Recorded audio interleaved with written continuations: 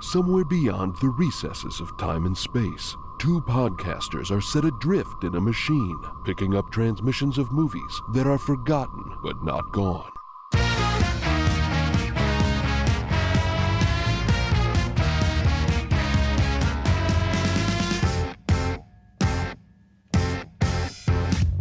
Welcome to Movie Memory Machine, the only podcast about forgotten movies who will have your coffee ready for you before you even know you want one. I am your host, Landen Solano, joined always by my co-host, Truman Caps. Truman, it's good to see you. Landon, it's great to be seen, and everybody, I hope that it's great to be heard right now, because I currently have the AC in the Movie Memory Machine turned up really high, because my corner of the machine is in a very, very hot part of the universe. So, It's funny how having a machine that traverses space and time, that we can both be in different, dimensions of space and heat and temperature. Yeah, it's quantum physics is really working against me right now. You look very comfortable where you are, and where I am, it's like a convection oven is constantly blowing on me. It's like I'm in the part of the universe that is basically a big air fryer. That being said, the machine is just rotated toward the sun right now. Yes, exactly. But all of that being said, though, I actually would love another iced coffee. So if you could just run along and get that for me before we start. Perfect. Truman, I have in light of today's film, I have a question that I want answered from you. Of course. Your preference, your opinion, your jollies. Counselor, am I under oath? What do I have to answer honestly? Yes, this is being recorded for posterity, so you have to answer in a way that your opinion will never change for the rest of time. Okay, that's great. And if I have any questions about what the definition of is, I'll just keep them to myself. A president sadly not featured in today's film. Go on. Do you have a favorite performance of a real-world president on film? A favorite performance of a real-world president? I mean, Speaking of the man we were just discussing, I really enjoyed Clive Owen playing Bill Clinton on American Crime Story. I know it's not film, it's TV, but it's prestige Well, no, TV. that counts. Yeah, TV's the new movies, have you not heard? I thought he was really good in that role, and I don't know how much of that... So much skepticism about it going in. I know, talk about being on the record on a podcast, saying something and then having your opinion change. I'm on the record saying, why did you cast a British guy? That was a completely different show. A different me. I was in a much cooler room at the time. I think that I enjoyed that because of both, I think, what he I think part of any performance of a real president... Part of the fun of it is knowing that is the actor you've seen in a bunch of other movies, but he's doing the guy you watched on the news. So I think a certain amount of it is that, and then I think a certain amount also was just, I don't know, I was able to get emotionally invested and dramatically invested in what he was saying without just sitting there and going like, Bill Clinton talked in a funny way. Did you have one? Have you got your favorite real-world president on screen? Yeah, I've got two, actually. One I think is just kind of an eye-rolly Landon answer. A Lancer. Which is Henry Fonda as the young Mr. Lincoln in John Ford's film. His sort of, measured dignity just fit the role really well, and it's one of the best written, I think, certainly political movies or historical dramas of that era of classic Hollywood, but just generally a damn good script for classic Hollywood. Yeah. A more modern answer, I think, would be now not in terms of the impression, because I don't think he mimics Nixon very well. Yeah. But just embodies the character as written. Frank Langella in Frost Nixon, because him and Martin Sheen. Yeah, it's Martin Sheen. Michael Sheen. Michael. I was completely ready to join you on the president from the West Wing playing the interviewer of the real president in that movie. Don't listen to me. Who, him and Michael Sheen played that on, the stage for so many years leading to that movie that they both kind of embodied their characters so well and the dynamic between them. And as maybe a side choice, Philip Baker Hall as Nixon in Robert Altman's Secret Honor. Why are there, like, Nixon is like the most portrayed president. You haven't even mentioned Anthony Hopkins playing Nixon. I don't know that he is. I am willing to bet it's neck and neck between him and LBJ. I would say it'd be neck and neck between him and Kennedy, the sexy president. Well, like, okay, the corrupt president and the sexy president are the ones because Nixon was the only corrupt president. All the other ones squeaky clean.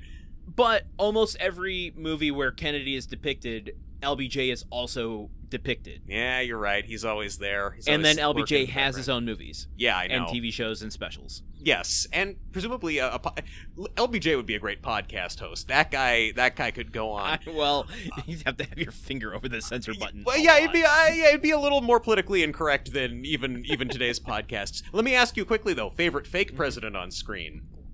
Oh, I mean, listen, I'm of a generation. There's just something rousing about Bill Pullman in Independence Day. I mean, yeah, that's a solid. I would like to see. I don't know. I mean, what's his domestic policy record? I'd like to. Yeah, actually that's a good know. point. I mean, yeah. I was just thinking the same thing about Kevin Kline as Dave. Like, I don't remember his policies at all. I mean, but like.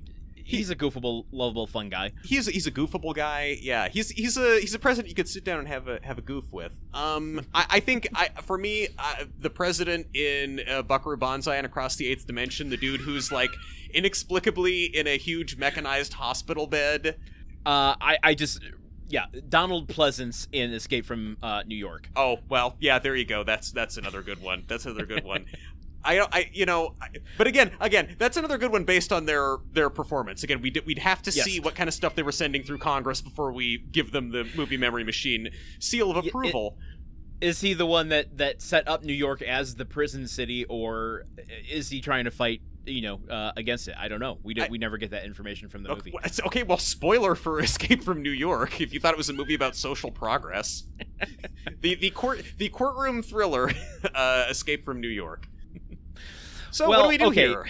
Let's get into today's movie. The machine has made us watch. We have traveled back in time to the year 2013 to watch. Yes, we did. Not The Butler. No. But Lee Daniels The Butler. And to be clear, Lee Daniels is not playing the Butler. And True. Also, this is not a movie about Lee Daniels' Butler. No. And he didn't write The Butler. No, nor did he write the article in which The Butler is based on. No. I have some questions about his possessive choice here. But, Truman, give us a synopsis of The Butler and then each of the policy platforms of every president depicted here. Oh boy, you say that like you're throwing a grenade at me, but that is all I've ever wanted to do. After a traumatic childhood in the Jim Crow South, Cecil Gaines, played by Forrest Whitaker, embarks on a career as a butler in a series of high-class restaurants and hotels. Cecil learns to be attentive and invisible, perfectly anticipating the needs of the wealthy white people he serves. After years of exemplary service at a D.C. area hotel, Cecil is recruited to be one of the elite White House butlers.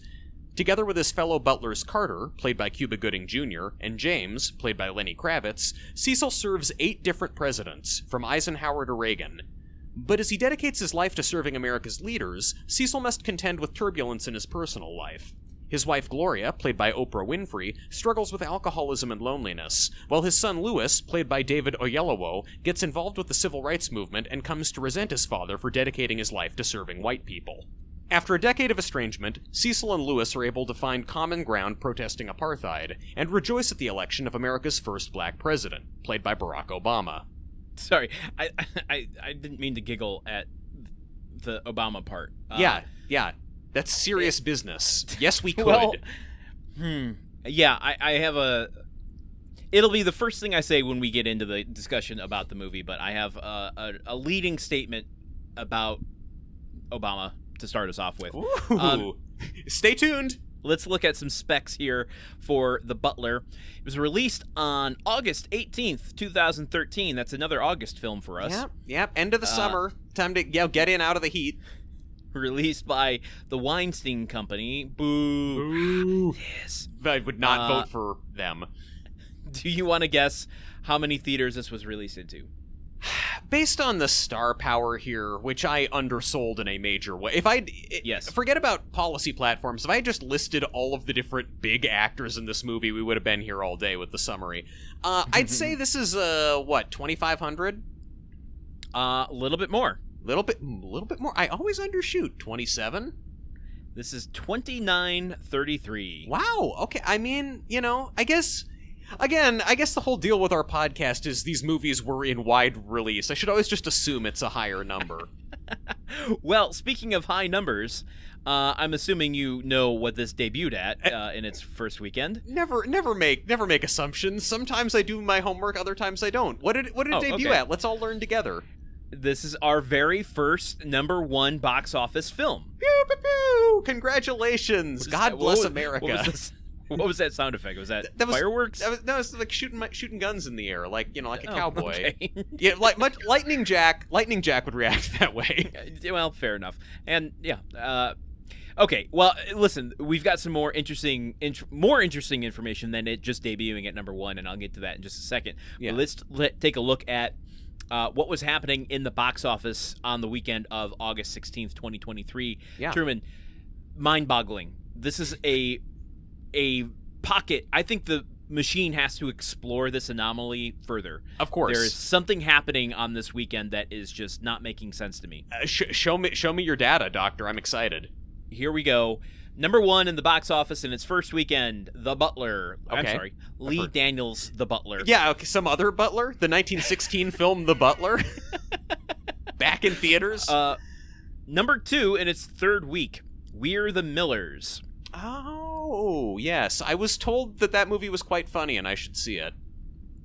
I will reserve comments for now. Wow. It's inextricably linked to my life in a way, but #3 in its second week, Elysium.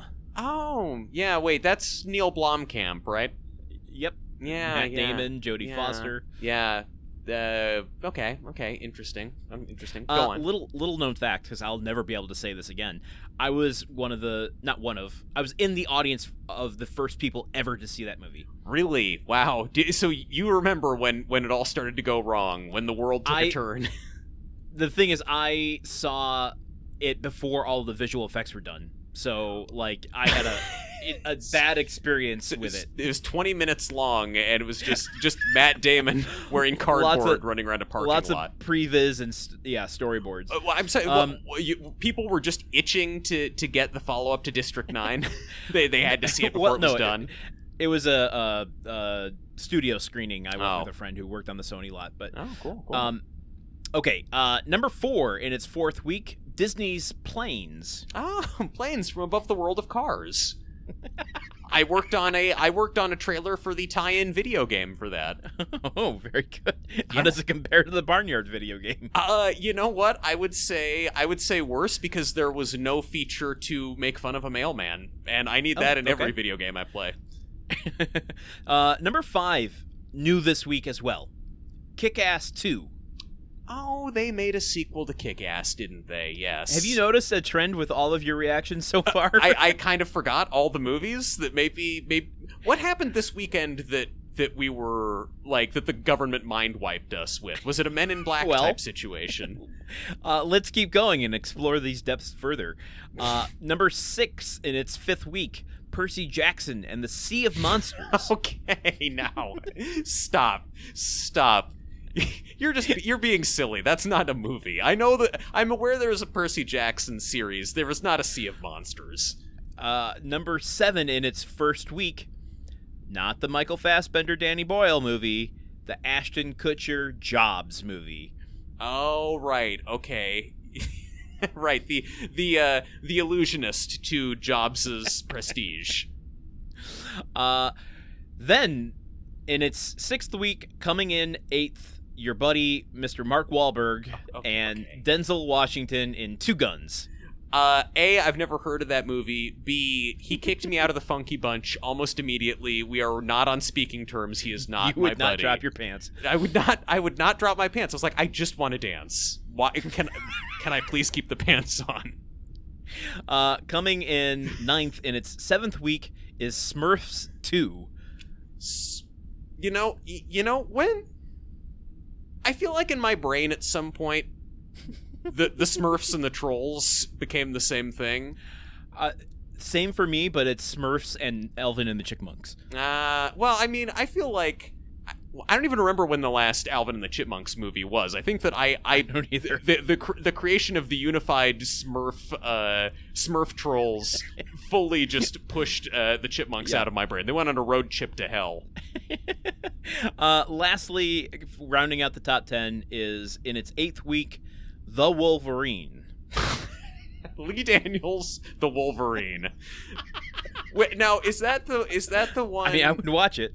Is that the one where Deadpool briefly shows up and is that bad? was X-Men Origins Wolverine. Okay, right, of course. This is the James Mangold one. Man, The Wolverine. That is a head trip.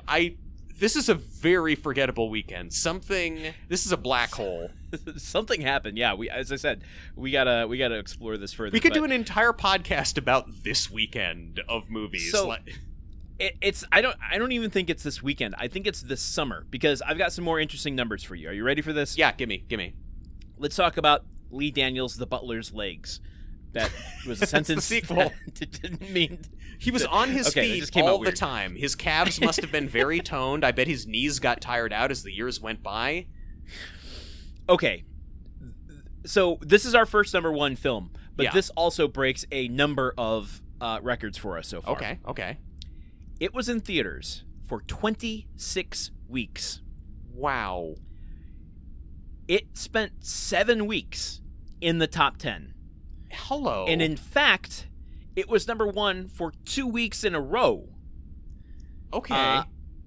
It was finally knocked off the top, off of the first place, only by the single force of nature that existed in 2013, the One Direction concert film.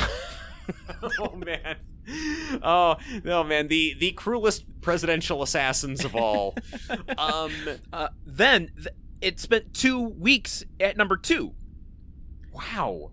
Only to drop to #4, the #7, and then #10. So it spent a total of 6 weeks in the top 10. And it was in theaters well through the end of the year, right? Was it in theaters past Christmas into Maybe 2014? Let's see. Yeah, probably. Yeah, at least through award season. I mean, well, so is that because this is kind of the award baitiest of films? This is really the first one we've done. not the award baitiest film ever made. That's another discussion. But of the ones we've done, no one was Barnyard was not released in contention for the Academy Awards. I have things to say about that later. You think Barnyard was snubbed at the Academy Awards? I'm not quite ready to go into the awards baity conversation yet, but it's coming. It just seems like part of the reason that you keep a movie like this in theaters so long is you want people still buzzing about it as you get closer to January. Yeah, or I guess Academy Awards are in February, but they want to keep it relevant because it had legs at the start, and then it's well, let's keep stoking the fires then. Okay, so on a $30 million budget, this made just over $116.6 million domestically. Okay. $60.3 million internationally. Wow. For a total of $177 million. All right, that's a pinky to the corner of your mouth. I'm not outright mentioning what we're referencing, so you don't have to tag it. So that's a lot of money. That's a pretty good haul. It is a lot of money. Is that more? Is it Hope Springs money? is it? Yeah. Is it more than box office juggernaut Hope Springs? I'll have to compare and contrast, and we'll cover that at the end of the season. It's in the same neighborhood. It is somehow less. It is somehow less amusing to me here because it's this is an award caliber movie with huge names all over it. That's billed as a historical epic about issues. Like, it makes a little more sense that it would make this much money, but still awesome that everybody made that much money. Yeah, absolutely. So, let's talk a little bit. 2013. Now, we talk often about you being a wee lad when these movies come out, or in high school or in middle school. Yeah. We were both full-on adults when this came out. Did we know each other at that point? We might have known each other. Was our first conversation about how our world was rocked by the Butler? Well, you know what? We are currently hovering. The machine is hovering in 2013. We could just take a little peer down to Earth and see if we're hanging out or not. Oh man, I don't think the world is like we. If you think we're insufferable right now, that's because we've been practicing talking to each other for 11 years. The unfiltered stuff is bad. I was not really. I mean, I remember this movie being out. I remember the poster. And I think I remember some for your consideration campaigns, which is the sort of thing that tends to happen in LA. Like, I definitely drove past a billboard with Forrest Whitaker's face on it, advertising this movie. But that was it. I did not see it, and I don't think I knew anyone who saw it. Or did I, Landen? No, I have not seen this film until the machine showed it to us, but it has been on my radar since it came out. This is kind of an interesting case because I'm curious what the general consensus is. I've always known of the existence of this film. I've never really forgot that it was made or that it was out there, but I, like you, don't know anyone who has seen it. Well, that's not true. That's not 100% true, and I'll explain in a second. But I'm curious who really remembers this movie. I like the people who have seen it. Like, often have oh yeah, I think I saw that. Yeah, I was talking to Kirsty about this, and I said we're doing The Butler, and she said, "Oh no, I remember that movie." And I said, "Well, what's it about?" And she said, "I don't really know." And it's like, yeah, that's kind of. Best case scenario, you go The President's Butler, and it's like, yeah, it's 132 minutes long. What else have you got? Like, it's a movie that we're I think we're more familiar with the marketing than really any details about what it is, or even how deep the cast list goes. Well, I do remember Robin Williams as Eisenhower, and jump that scare being a kind of marketing point. But I will say that I was seeing someone at the time who had a deep interest in social justice and was actually planning on going to Ferguson to volunteer in 2014 after Michael Brown Jr. was killed. And so maybe that kind of cemented this movie in my head because she definitely saw this. And I don't know why I didn't see it with her, but I didn't. But I also want to just mention right here that I watched this movie twice for today's episode. Yeah. And my opinion on it actually changed from the first viewing to the second viewing. Oh, okay. Okay. So I can't wait to really crack that open and get into the discussion of this. Yeah. I just want to, before we really dive in, want to talk or give one more rundown of the list of actors in this film. Yeah, everybody prop your feet up, get a snack. This is going to take a minute. Well, I'm not going to go through absolutely everybody. I probably should, but Forrest Whitaker obviously plays the titular butler. Oprah Winfrey plays his wife. David Oyelowo plays their son Lewis in one of the most baffling and staggering performances, definitely of the movie. But yeah, when I bring up a comparison later, it really surprised me. But in your synopsis, you didn't get to the presidents who are in here. And which is not what you would expect from me, who usually manages to shoehorn discussion of presidents and politics into completely unrelated subjects. Well, there's Robin Williams playing Eisenhower, James Marsden playing Kennedy, John Cusack playing Nixon, Liev Schreiber playing LBJ, Alan Rickman and Jane Fonda playing Ronald and Nancy Reagan. What? and archival footage playing Gerald Ford and Jimmy Carter, cruelly erased from the film. I have thoughts which you can already guess. I in my notes I said Truman will have thoughts. You know me too well. Also, just you mentioned Cuba Gooding Jr. second week in a row that we are tackling a Cuba movie. But we also have maybe not early appearances, but Coleman Domingo is in this. Let's see, Jesse Williams is in it. Mariah Carey in a unexpected, just like a half a second. Same with Vanessa Redgrave. Yep. Clarence Williams III. I mean, this is a stacked movie. Terrence Howard, did you mention him? No, I did not mention him. He's in there. Yeah, they are. You're being just bombarded with celebrities throughout this film. And I'm not going to tip my hand, but I do have a comment about that as well that we'll get into a little bit later. The first few minutes of every episode is just kind of like a sampler platter of like, these are some things that we're going to talk about later on. Just a taste, just a little morsel. Well, you know what? I'm gonna bring one out that I've already hinted at early on as a way to kind of start this film. I thought serve from the left. I thought a little bit of historical context would be interesting, and just a like film history perspective. Sure. About this. Sure. This film came out in 2013. Yes. That is a few years into a year and a half into the second term of President Barack Obama. Yep. We remember. I would like to say, having viewed, being an avid movie watcher, watching tons of this stuff and being very interested in film history and the context in which things come out, that this is a movie about Obama. Mm-hmm. Not about Barack Obama, the person, but Obama, the symbol. Yeah. In the Obama era, I think that once we had like a black president, there was a renewed interest in telling and seeing stories that connected the dots from where we came to where we got to. Yes, exactly. So Selma, 12 Years a Slave. Obviously you can't tell the entire story of progress. So this film kind of tries. Yeah.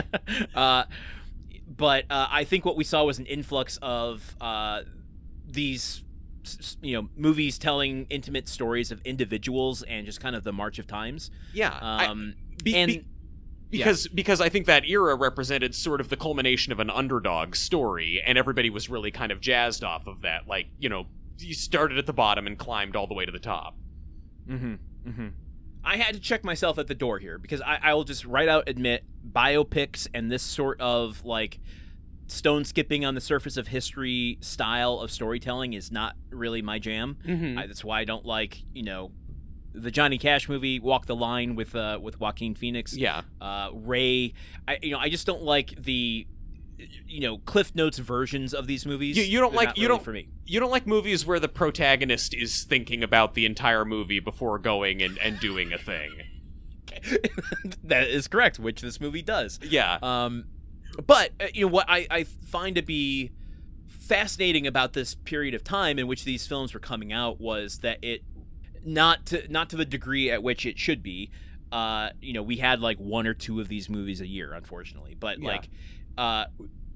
even within that, we were able to finally start to see a variety of perspectives, a variety of types of stories. You had really intense films coming out. You had really specified films coming out. You had fictional films. You had historical biopics like Selma. Yeah.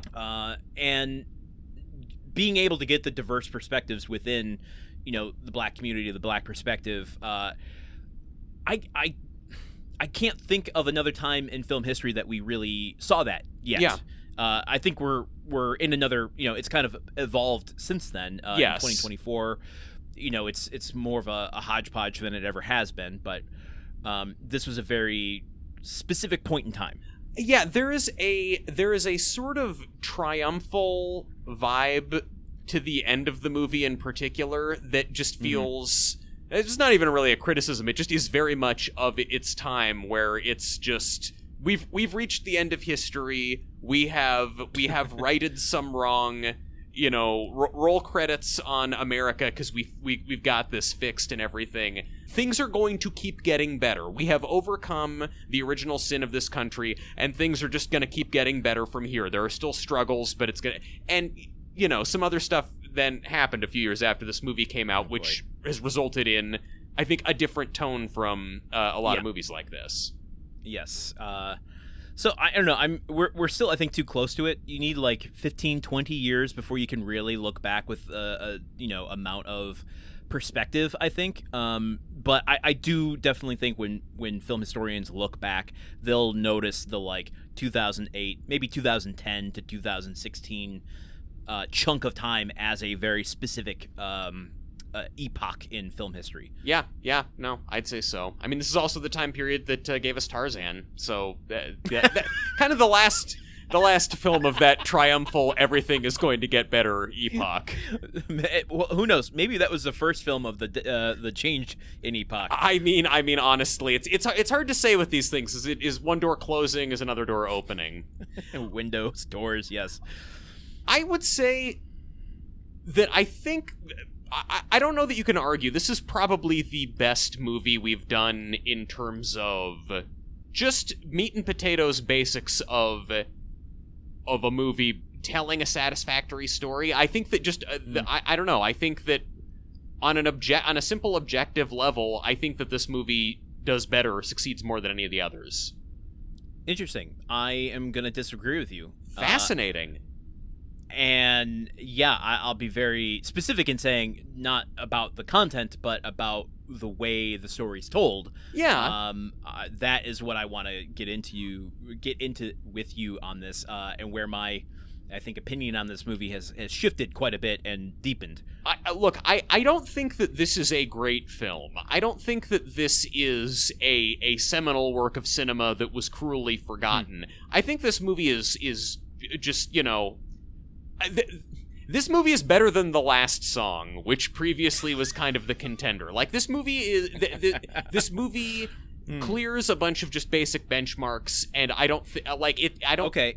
And I'm not trying to damn it with faint praise either, because there's actually there's a bunch of stuff in this movie that I really like. I have a pretty favorable view on this movie overall. I think that you can't really argue. You can't stack this up against something like Life or Something Like It, or I don't know, or Don Juan DeMarco. I think that it is more successful in just basics of like character arcs and providing catharsis and satisfaction through watching characters than everything else we've done. We might disagree on that. Oh, and a nation rent asunder. No one can bring us together. Just to use the Last Song argument that we made in deciding whether or not to send that back to modern memory or leave it forgotten, what we decided together in that was that for what it was and what it was trying to do, it succeeded incredibly well at that. The criticism I have is I'm not exactly sure at the end of the day what it's trying to do outside of just kind of like the metaphorical holding up a textbook and flipping your thumb through the pages of it.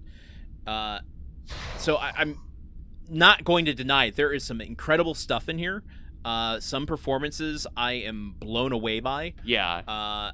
And there's a lot of merit to this, but on a like, what is it trying to do and how does it achieve it level, on a very technical script level, editing level, that I am more critical of. I love that in our discussion of a movie that is all about the government and law, you basically nailed me on essentially legal precedent that we've established for how we evaluate movies. I mean, you're right. I mean, stare decisis, man. We can't overturn established law.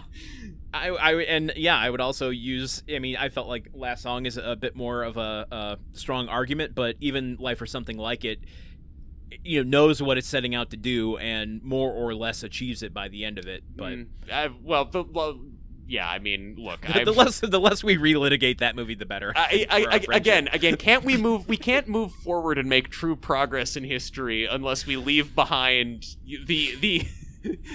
our podcast. Civil War was arguing about Ed Burns for 2 hours. Oh my god! Oh boy. All right. Where do you want to? Do you want to just?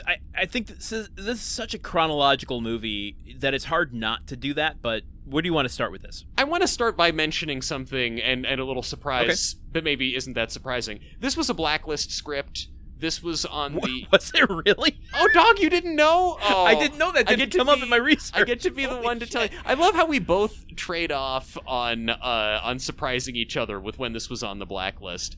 Oh my god.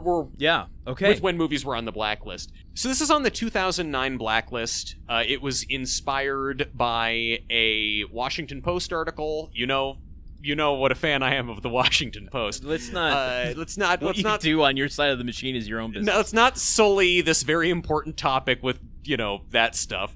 But it was this Washington Post article about a White House butler, a black man from Virginia who served 8 different presidents, named Eugene Allen, and a lot of his life story matches up with this.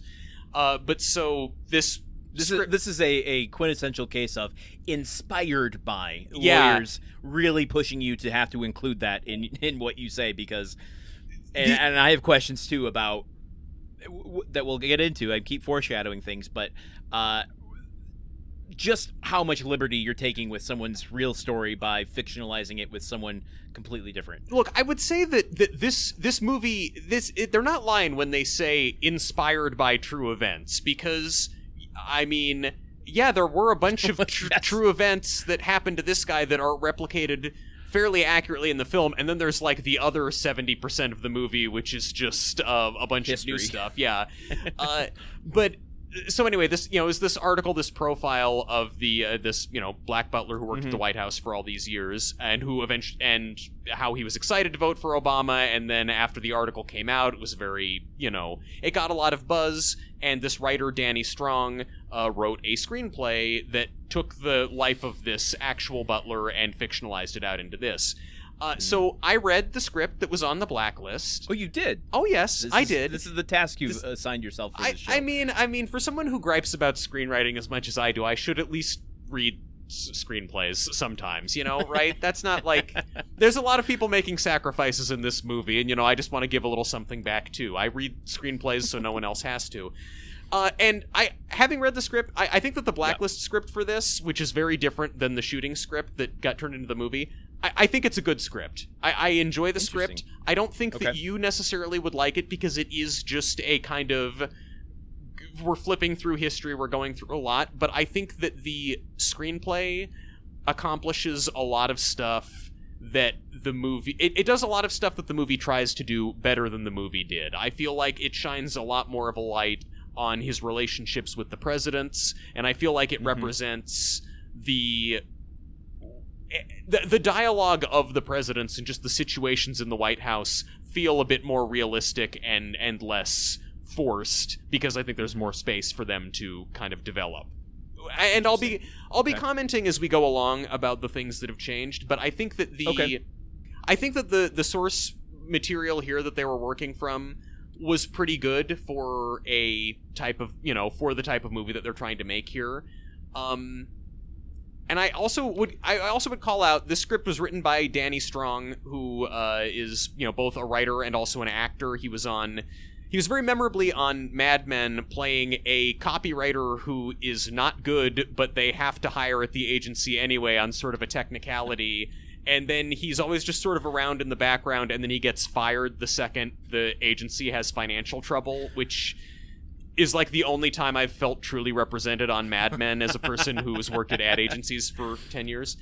I think he's a little more remembered or memorable on the TV show Buffy the Vampire Slayer. You have your cultural touchstones, I have mine. All right. And in the horror film parody, Shriek If You Know What I Did Last Friday the 13th. Oh man, that is one of those parody titles that I have seen before and thought to myself, that's clever for a chuckle, and I'm not gonna learn anything more about this movie or watch it. But so he's written a bunch of things. He's won some awards for both acting and for writing. I think it's also just worth calling out, though, that Danny Strong is white, and this is a script about a lot of pretty heady civil rights movement, racial stuff. The N-word is thrown around a lot. And I think, I don't know, as someone who also has in the past written a script about the civil rights movement, despite not being someone who had skin in the game, or who would have had skin in the game in the civil rights movement, I've had a lot of, I don't know. I feel like all of us in at least writing and everything are trying to figure out, okay, who has the right to tell what story, and I don't know that the two of us are necessarily going to have an answer for that. I think that he does a pretty good job with the material, but also I just wanted to call that out before we discuss anything else. You've read the script, so you've got the raw material in front of you, and I don't. But I would point to this being, an interesting addition to the non-auteur theory conversation. Yeah. Where, like, it's a starting point, and then you get other voices to come in and give life to it, or give authenticity, or, different perspective, and make it live in a way that it probably can't just simply on the page through one person's vision. Absolutely. However, kind of antithetical to my own argument, Lee Daniels literally possesses the title of this movie, so he is kind of taking a auteur theory stamp on this, and I don't know how I feel about that. Yeah. Well, where do you want to start with talking about this movie? I don't know. Well, do we want to? Do we want to start with him just like working our way through the presidents, or do we want to talk about some of where his life, Cecil's life starts out? I think we have to go chronological through this. I don't think we have to go beat by beat through the entire story, but like, let's go chronologically through chunks of his life and start with, him as a boy, getting to the point at which he is buttling. Yes, exactly. Butlering. Yes. What's the verb of butler? Is it buttle? I think it's not buttle, only because that would be too fun if we were allowed to. I've only ever heard people use the term buttle as a verb when they're being kind of wry and cocking an eyebrow at me. But we're going to make it serious. We'll find a way to make it not be funny. I'm doing that to you right this second? Yeah, exactly. I mainly talk to you. So we meet Cecil as a young boy. He works on... Sorry, can we start here? Yeah. Because I think this was important for me in going from my first to second watch. Mm-hmm. Because after my first watch, I was very, like... It's too extreme to say what was the point. Like, but I was like, what exactly are we trying to say with this film? Yeah. By the end of my first watch. Yeah. And so when I started the second watch, and it starts with this MLK quote, I thought, he's clearly using that to communicate, like, the opening salvo of what, setting the tone for what we're about to see. So it starts with the quote, "Darkness cannot drive out darkness, only light can do that." Mm-hmm. And that kind of painted my second watch of this. Yeah, okay. I mean, and from that quote, we first meet very old Forrest Whitaker just sitting at the White House waiting, and then we're hearing his voiceover as he thinks about his entire life.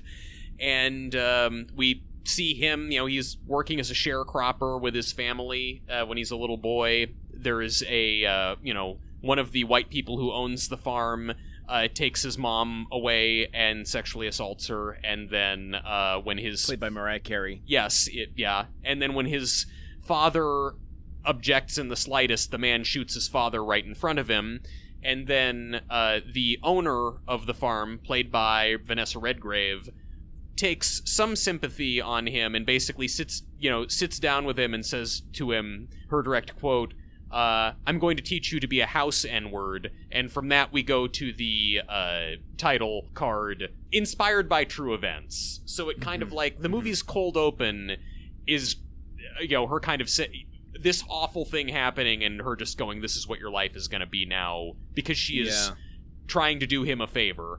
And from there, he is trained to be a member of the house staff at the plantation, serving dinner, making tea and iced tea, and how to be invisible and anticipate the needs of white people. And then eventually he leaves the farm because his family is, his mom is, kind of catatonic, and his dad is dead. So he leaves the farm, he winds up getting a job as a butler at a fancy hotel in town, and gets better at buttling there, and then he winds up getting a job in Washington, D.C. at a fancy hotel, and is buttling in D.C. for a while. Well, there are a couple things here that I think are interesting to lay down when trying to like pull apart the meaning of this film.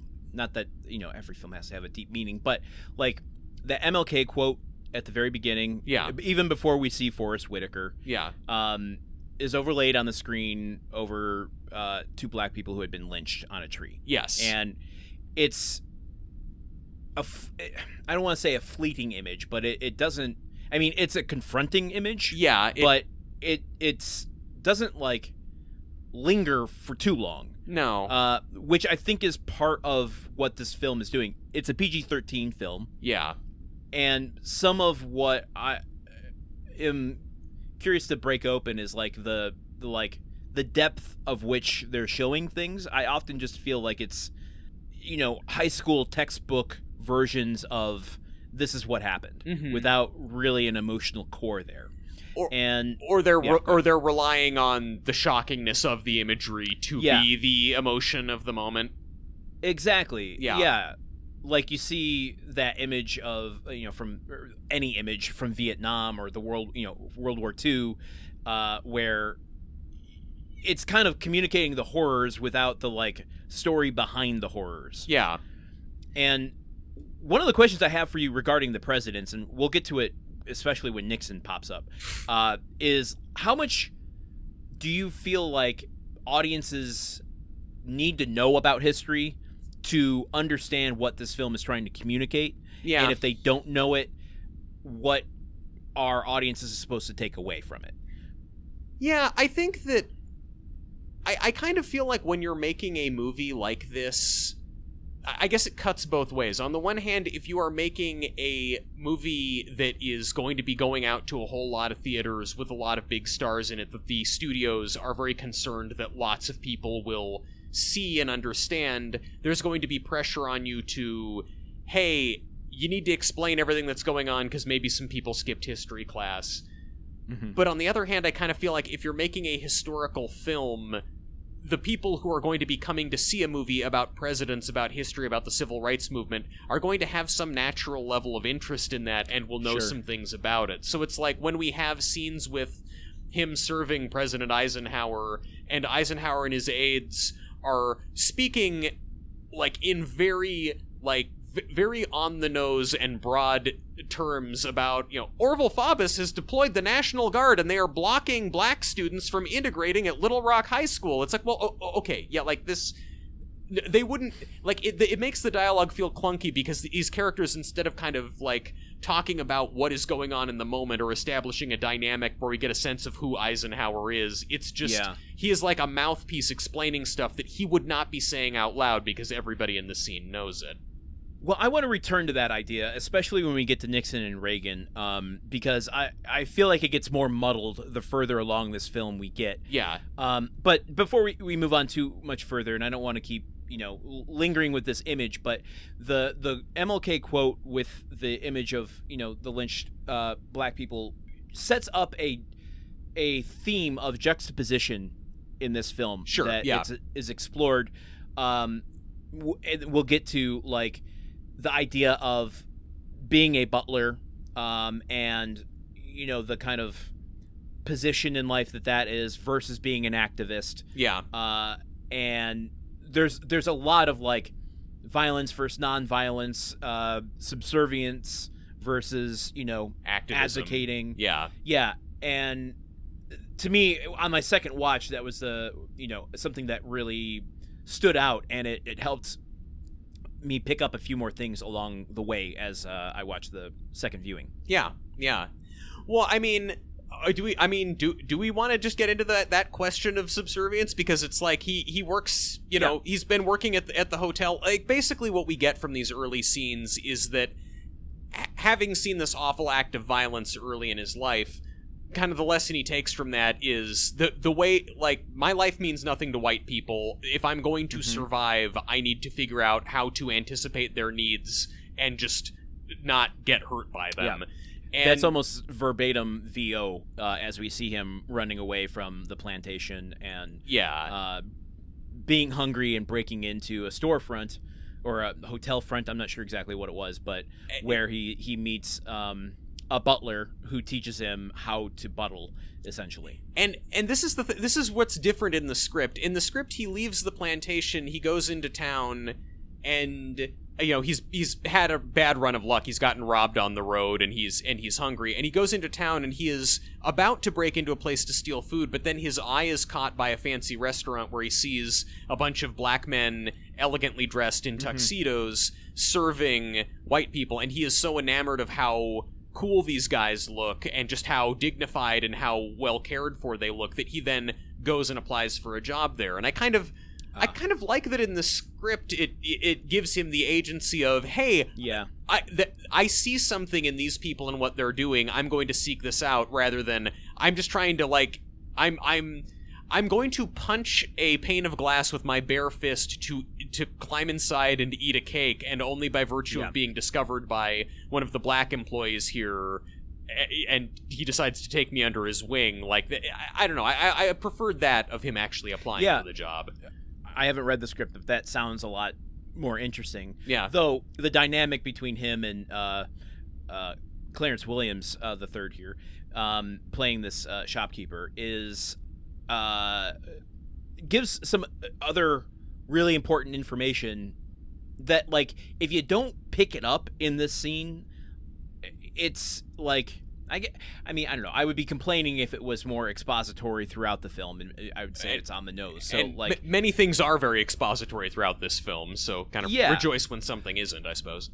But this is one of the first times we have the conversation of, like, we have our two faces. We need to be non-threatening, and we show, our face between us, and then we show, we have the one that we show to them. Yes. And that, again, was another thing that kind of, like, helped me see the fissures between him that emerged between Cecil and his son through this film. And look, I think that's one of my favorite things about the movie. I really like how the movie explores the relationship between race and power here, or just the nature of presenting one version of yourself that is socially acceptable in someone else's society, basically, and how you control that versus who you genuinely are. And again, that just this question of how much of ourselves, how much of yourself do you have to sacrifice to get by in an unjust society to survive, versus how much of yourself do you give up or allow to be destroyed in trying to fight that society. There are a lot of places that this movie is overly broad in how it represents things and what it tries to do, but I think that central tension is really interesting, and I think there are some scenes that explore it really well. And them talking about the two different faces you wear, I think, is one of those scenes. And so we're coming up here on one of the very first big problems I have with this film. Okay. And not just this film, but any film that kind of spans too much time for its own good. Yeah, here we go. Which is, as he starts to learn to buttle, as he starts to learn how to become a butler and do all the needs that are required of him, we go through the first passage of time. Yeah. And we cut from young Cecil, a different actor, to Forrest Whitaker. Yeah. And 10 years have passed, 10, 15 years have passed. I don't know. Yeah. He's married all of a sudden. He has two kids. Aged all of a sudden. Children, high school age. Thrown into this. And I think there's a lot of really important stuff that comes from that prologue. Yeah. But I think a better, constructed film would start here. Yeah. I'm not a big fan of flashbacks, so how do you then get that prologue information into the film and set your mission statements? I don't know, but, it was jarring, and suddenly I felt like I had to reinvest in, I had to catch up and reinvest in the characters all of a sudden. Yes. Part of it was almost refreshing to me, being like, oh, okay, it's kind of nice to just not have to go through the okay, and now we're going to have the meet cute with the younger version of Oprah's character, just because I feel like I see that in everything, and every movie needs to tell me, how did they meet, when did they find out that they were pregnant, and it was So on some level, I kind of just Yeah. liked, no more bullshit. Let's get to the presidents. Come on. But it does deprive us of a certain amount of character development, I guess. Yeah. That not see because I don't. we only see him Yeah. in the context of trauma or of his job, but we never really see him in the context of what is he like with people, Yes. interpersonally. I'm going to return to that idea as well. I don't need to see the entirety of what you just described. Sure. But because their relationship is so central to this story, like, at least show me them meeting and falling in love. And, like, what is that like, what is that moment when he sees, like, oh, okay, I'm going to have a point of direction and light throughout my life because I just met this person. I don't need a meet cute necessarily. Just, like, give me that moment so that I know what values he's feeling, and I can use that as a compass throughout the rest of this. The screenplay does it pretty well. It has them. She's working at the hotel. It's basically he hears someone crying, goes into a room. One of the maids has spilled wine on a shirt. He uses his butler powers to get the wine stain out of the shirt she was cleaning, and then they smile at each other. Smash cut to them at the altar. That's it. Bomb. That's all Bomb. I need. I Good don't even script. need the altar. Good script. Just yeah. give me that. Give me smash cut to the scene that we get. Yeah. Like, but I do feel like something's missing without it. This is also a point where I want to kind of talk a little bit about the Eugene Allen of it all. The actual White House butler whose story inspired this.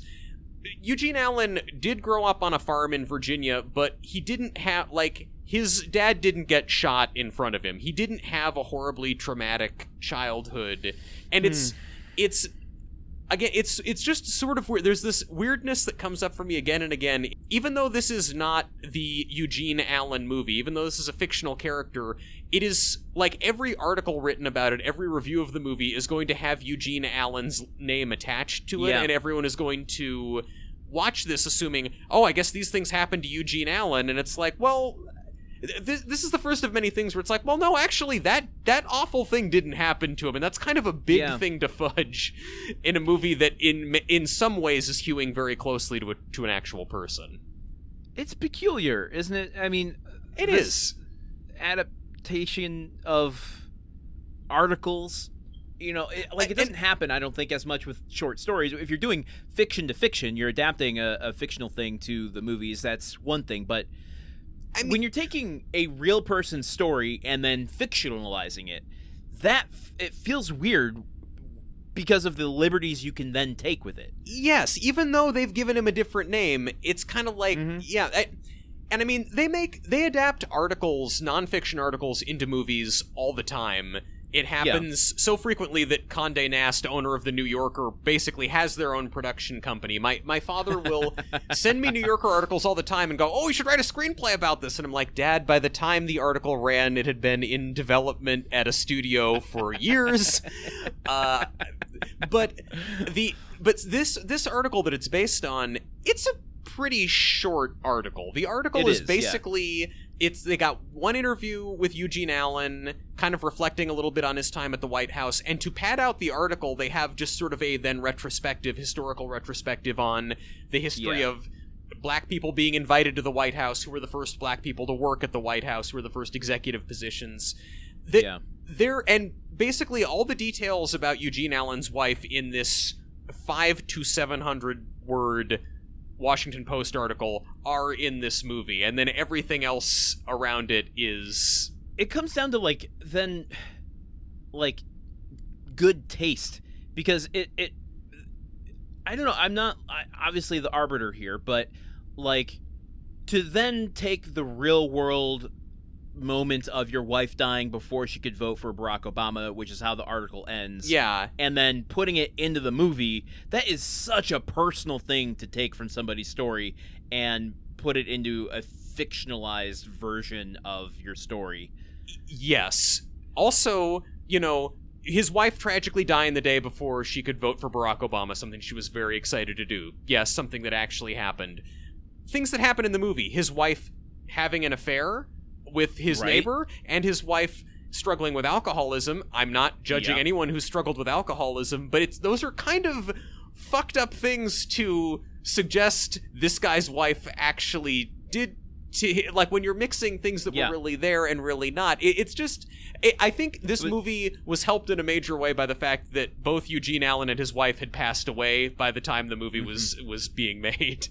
Yeah, it's, this is a weird example of like, but it's fictional as a excuse that feels flimsy to me. Because it's one thing to be inspired by something, and it's another thing to take almost all of the details of a person's life and then inject a whole bunch of very salacious shit around it to make it movie friendly. I have more. I don't know. Do we want to start talking presidents and talking White House and going into before we do this stuff? We're right there. The one thing I want to say before we get into the Eisenhower administration is when Oprah, as his wife Gloria, enters the story. I don't know. I feel like I've fallen under. There's so many like these sticky social opinions that have lingered with me throughout my life that I'm like, wait, do I really hold that opinion, or have I just been told that my whole life? That's getting old. That's growing up. I know, but I'm like, I'm 42. Why do I still have these things I'm discovering? And I've always had this like incorrect, I'm just going to call it what it is, an incorrect view of Oprah Winfrey, especially as an actress. Of being opportunistic or being, a little too enterprising. And I'm like, that's bullshit. That's absolutely bullshit. And she is one of the two best performances in this movie. She is just phenomenal in this. From frame one. It's really nuts. I was thinking the same thing, that Oprah, who is one of the most famous daytime talk show hosts, indeed one of the most famous human beings alive, and that she disappears completely into this role and brings so much to it. And when you think that, like, I mean, yes, obviously she's an Academy Award nominated actor, like she was nominated in the 80s for The Color Purple. Yeah. But at the same time, that like mostly her job is like promoting a book club or like being sort of a business mogul and hosting high-profile interviews, and that just occasionally, when she chooses to, she'll do an incredible performance, and she can do this anytime it's really good. She's very good at this. She is, and what I found kind of frustrating in my like realization about that is like, it shouldn't be astounding that someone can do two things. It shouldn't be she's great for Oprah Winfrey, or I'm surprised that she's a good actress because she's Oprah Winfrey. Like, I had to check myself at the door and just go, man, that's bullshit, because she's also fantastic in Selma.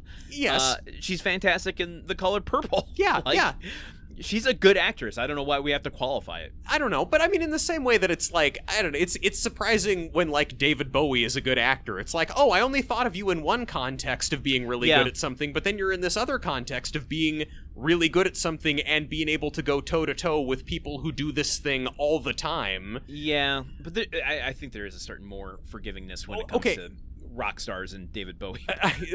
There's some things we can forgive David Bowie for, other things not so much. I think that, look, and to help you forgive yourself, yes, let's not underestimate Oprah. Great actress, really important figure. Oprah has also mainstreamed some really shitty people through her talk show, so it's like, I'm not trying to condemn Oprah. I'm just saying, like, Oprah is a complicated figure. She's done a lot of great stuff. She also gave us Dr. Phil and Dr. Oz and put Hillbilly Elegy on her book list and a lot of stuff. So when you've been around for as long as she has, I mean, you're not going to have. There's no such thing as a flawless record. I mean, and when this is the thing, Oprah, maybe the first podcast where she had lots and lots of time to just fill. She had to talk about something, and along the way she talked about some bad stuff. Oprah good. Oprah very good. All right, let's get to the Eisenhower administration. They bring in Cecil, Forrest Whitaker, because they saw him, an important person at the White House was at an event that he was a butler for, was impressed by his talent and said we should get him. And so that's why he has an interview here at the White House today. Yeah, and so he interviews well and shows knowledge of both decorum and the finer points of service, and also he tells his boss that he's very apolitical, and his boss says, well, that's excellent. We have no tolerance for politics here at the White House, which is a top-notch line. Danny Strong, yes. That's some strong writing. Also, this is played by Coleman Domingo, someone who 10 years after this movie is now seeing his time in the spotlight, rightfully so. Yes. One of the best actors working right now, I think. Yeah, and great in this, too. Less great in this is Robin Williams as President Eisenhower. It's so difficult for me. I've seen. Look, Robin Williams is a phenomenal dramatic actor. He's great in Awakenings. There's a lot of he at 1 hour. One photo. You go with. I liked Awakenings. Awakenings at 1 hour photo. Yeah, they're dramatic films. I'm not like, yeah, those are his dramatic works. I don't know, what, Insomnia? Yeah, I'm not going to talk about Good Morning Vietnam because I haven't seen it. Good Will Hunting, maybe, is the one he won an Academy Award for. Oh, was he in that? The World According to Garp. Okay. Okay, I think this speaks to the breadth of his dramatic talent. I've seen him in dramas may come. that he like. Okay, are we just having a contest where we name all of the dramatic Robin Williams performances we can think of? Because I've already run through mine. He has been good in drama stuff before. Yep. Here, there is just something so incongruous about that voice coming out of bald cap, tiny spectacles, immediate gravitas, talking about integration. All of the presidents are very heavily stunt cast, and I think that usually works to the movie's detriment. Well, okay, I got something to say about that. Say the thing. I had that initial reaction, but then I started thinking about it, and I'm like, well, hold on, is this film, I don't have any evidence one way or the other, but it entered my head, is this film doing with the white actors playing presidents what quote-unquote white movies do with amazing black actors in other films? Like, they're just kind of tossed off. They have one or two scenes, and it's you're laughing at me, and I'm feeling very insecure. I'm not. No. I don't like disagree with you. I think that's a very interesting point. I don't think. I think that like Lee Daniels has talked in some interviews and stuff about he was specifically just trying to cast as many big names in this movie as possible just to get it seen and get it more more reach. I mean, go with the more practical answer. I don't know. Don't go with the subversive artistic answer. I don't know. I mean, when you're making this kind of movie, I don't know that they're going for a subversive artistic statement. Although, again, I love that reading. I don't think it's ridiculous to make that reading. I think the reason that they cast Robin Williams to be in 3 scenes of this movie was so that people would go, "Oh, Robin Williams, the guy from Patch Adams." Yeah, well, okay, and I'm wondering if it's gonna be a marketing thing, because I don't really remember the trailer, but if you're gonna build a trailer, which we'll play the trailer game in the next episode, doing the stunt casting, I feel like is a great way to get tickets sold. You know, like, oh, Robin Williams is playing Eisenhower? I've never even seen Eisenhower on film before. Yeah. I mean, and look, and also that's kind of a layup, because it's like there's not a lot of people going to the movies who have very strong memories of what Eisenhower was like. I mean, both because he was president a long time ago, but also if you saw him on TV, it was in black and white and a really scratchy recording, so you didn't have a clear impression of his look and his sound.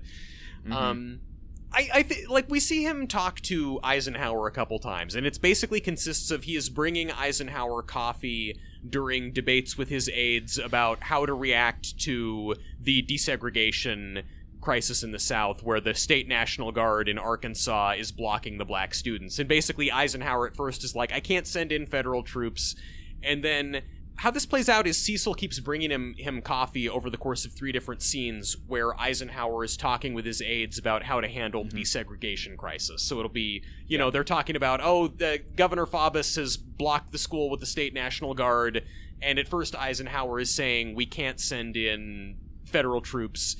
But then there's one scene later where he's painting, and Cecil comes in bringing him coffee, and Eisenhower just kind of asks him as an aside, like, "Oh, do your children go to an all-black school?" And Cecil goes, "Yes, they do." And he kind of and Eisenhower nods sagely, and then the next thing we see is Robin Williams Eisenhower on TV going, "I've decided to send federal troops into Arkansas," and this is the first of many different encounters with presidents, just kind of shining some light on what the rest of the movie will be, where Cecil has one conversation. It's repetitive.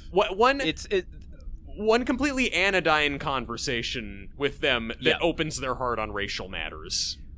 Some of them. Some of them. Yes, this sets up the repetition for the rest of the film. Another kind of criticism I have about the structure of this, and I'm curious if it's this way in the script, where it's like, Cecil walks in, and the politicians are talking about an issue, capital I issue. Yes, in very broad and descriptive terms, talking about the issue. Cecil, delivers them coffee, or I'm sure a scene that was cut out was jelly beans. Yeah. To Reagan. That's not in the script, surprisingly. So who knows? Okay. Well, so the pattern becomes like he walks in, of course, be seen, not heard. Delivers a thing, then the president recognizes that he's in the room, asks him a question about or surrounding the topic, then it's followed by the speech. I'm just kind of reiterating what you said.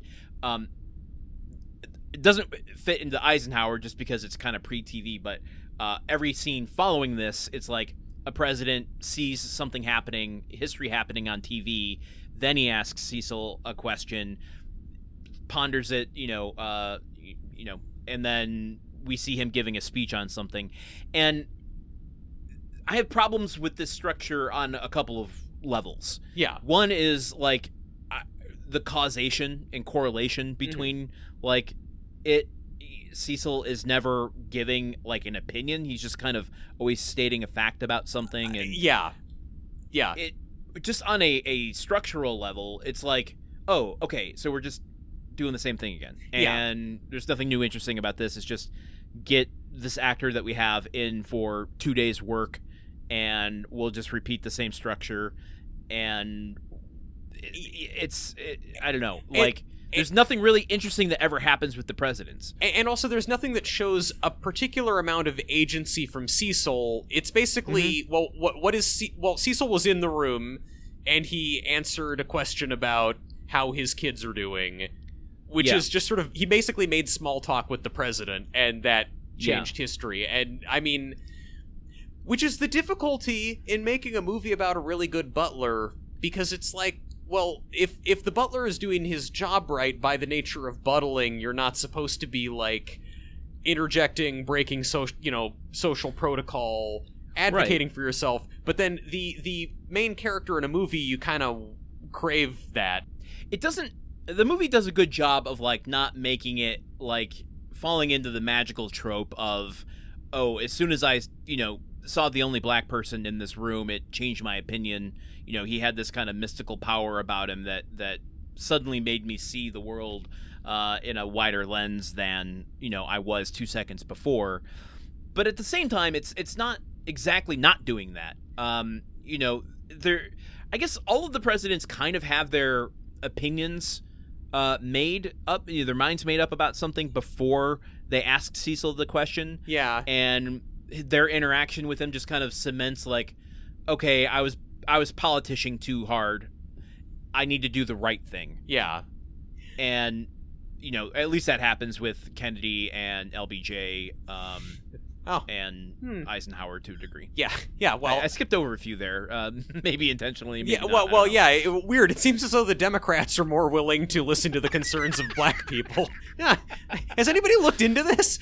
I think that this is The script does better just generally with this stuff, both because the dialogue with the presidents and their aides is kind of more naturalistic, and there's more stuff for each president. There's more scenes with everybody. Like during the Eisenhower years, there's sort of a montage of all the different things Cecil is doing for him. There's like one scene where it's just a quick one, but like Eisenhower is golfing on the south lawn of the White House, and Cecil is being his caddy, and Eisenhower misses a shot and gets fucking angry and throws his putter away, and I thought that was fun. Like it's the presidents are more kind of woven into the fabric of what's going on. Same for the first ladies, whereas with the way the movie had to be made, it's like, we got this stunt-casted person, it's him in a room, and the whole point of the scene is you're in the room with him, talking to him, and not just sort of...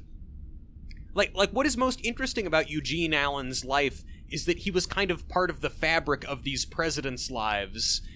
And I think that a way that the movie could, like, I think that if you're already fictionalizing so much of this guy's life, I don't know why the movie feels this devotion to, let's get all the presidents in there. I mean... Yeah. I guess I'd skip over Ford and Carter. I mean, yes, and that... I have thoughts, but I'm still holding off on those. Okay, all right. I mean, I get the impulse to be like, oh, holy shit, he worked for 8 different presidents. Let's show all of that. But on terms of what's actually satisfying to watch in a movie, I would have preferred it if they just focused on 1 or 2 presidential administrations, and show him his day-to-day with the president and the first family, and and just allowing them to be more of characters and not just an important prop that gets interacted with a couple times. Yeah. I completely agree with you there. I think that we'll get to Lyndon Johnson in a second, and this movie does, I think, a pretty good job with kind of highlighting the central contradiction of Lyndon Johnson, which is that he did more for civil rights than any other president while being more wildly racist in his personal life than any other president. I have views on that too. We'll get there in a second. I think that a more interesting version of this movie is just, let's focus on Cecil working in the Johnson administration and what his relationship with Johnson is like. All of this happening while his son is doing civil rights stuff, and then that's kind of Selma. Okay, well, but then also following him into then and then the Nixon administration and how everything changes or something like I just think. Focusing more on one period, on one president, really is that gets at the coolest thing about Eugene Allen's story, which is hey, he was close to these very important, powerful people and saw them at their weakest moments and in their unguarded moments, but it doesn't necessitate injecting a whole lot of other stuff into his life story. I wrote a lot of notes that touch exactly on what you just did, so I'm not going to reiterate them. I will omit them from my notes here of things to say. Okay. And I keep talking. Just say what you want to say, You can just press the delete key. It's that easy. The effect that this has on me is that maybe it's for a net good. I'm not sure, but what this says to me about social justice and civil rights and the activism, all of this through America's modern history, is not accurately depicting the 1 foot forward, 2 steps back, 1 foot forward, 1 step forward, 1 to the side, 2 to the back, 2 more forward. Are you describing a hot new summer dance move or something? Well, I mean, that's what life is, and that's what the reality was, and you're trying to depict reality. This sort of way of telling the story is just kind of like, we made social progress 1 tiny little step at a time, and there was really no step backwards, in a way. Yes, there's a little bit of the depiction of the consequences and aftermaths of the Freedom Ride and the Selma aftermath, but because this is such a truncated and condensed history, it's just kind of the movie keeps moving forward, and the effect to me is and history just kept moving forward, and you can't stop progress. Which I don't know. Is that the right thing to take away from the movie?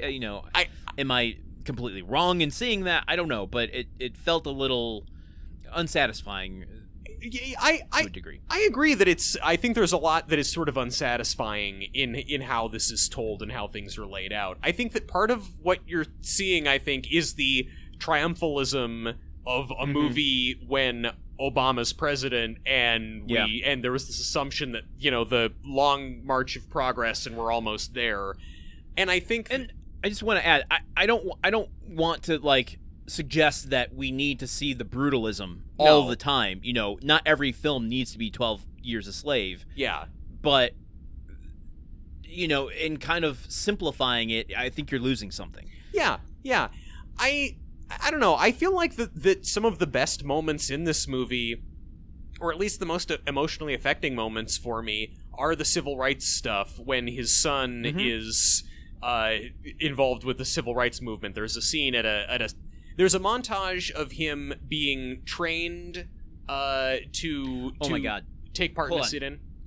We need just a little bit of context about their relationship and David Oyelowo's character before we get to that, because that is hands down the best sequence in this movie. Okay, all right, hey, we agree on something. All right.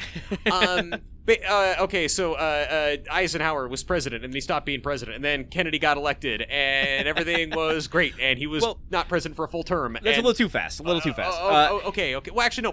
Kennedy's president. That's it. That's the time period we're in. Well, no, it goes a little bit before Kennedy steps in. Okay, tell me where we're going, Landon. Okay, all right. Lewis, his son, is going away to college. Yes. And it's happening at a time of that conversation about segregated schools. Yes. And, sending out the National Guard. And so there's a rightful, trepidation on Cecil and Gloria's part of sending Lewis away to such a faraway school. Yeah. There's also a really important scene that happens before this, which is as we see David Oyelowo as Lewis for the first time, as the younger actor's out, now he's in.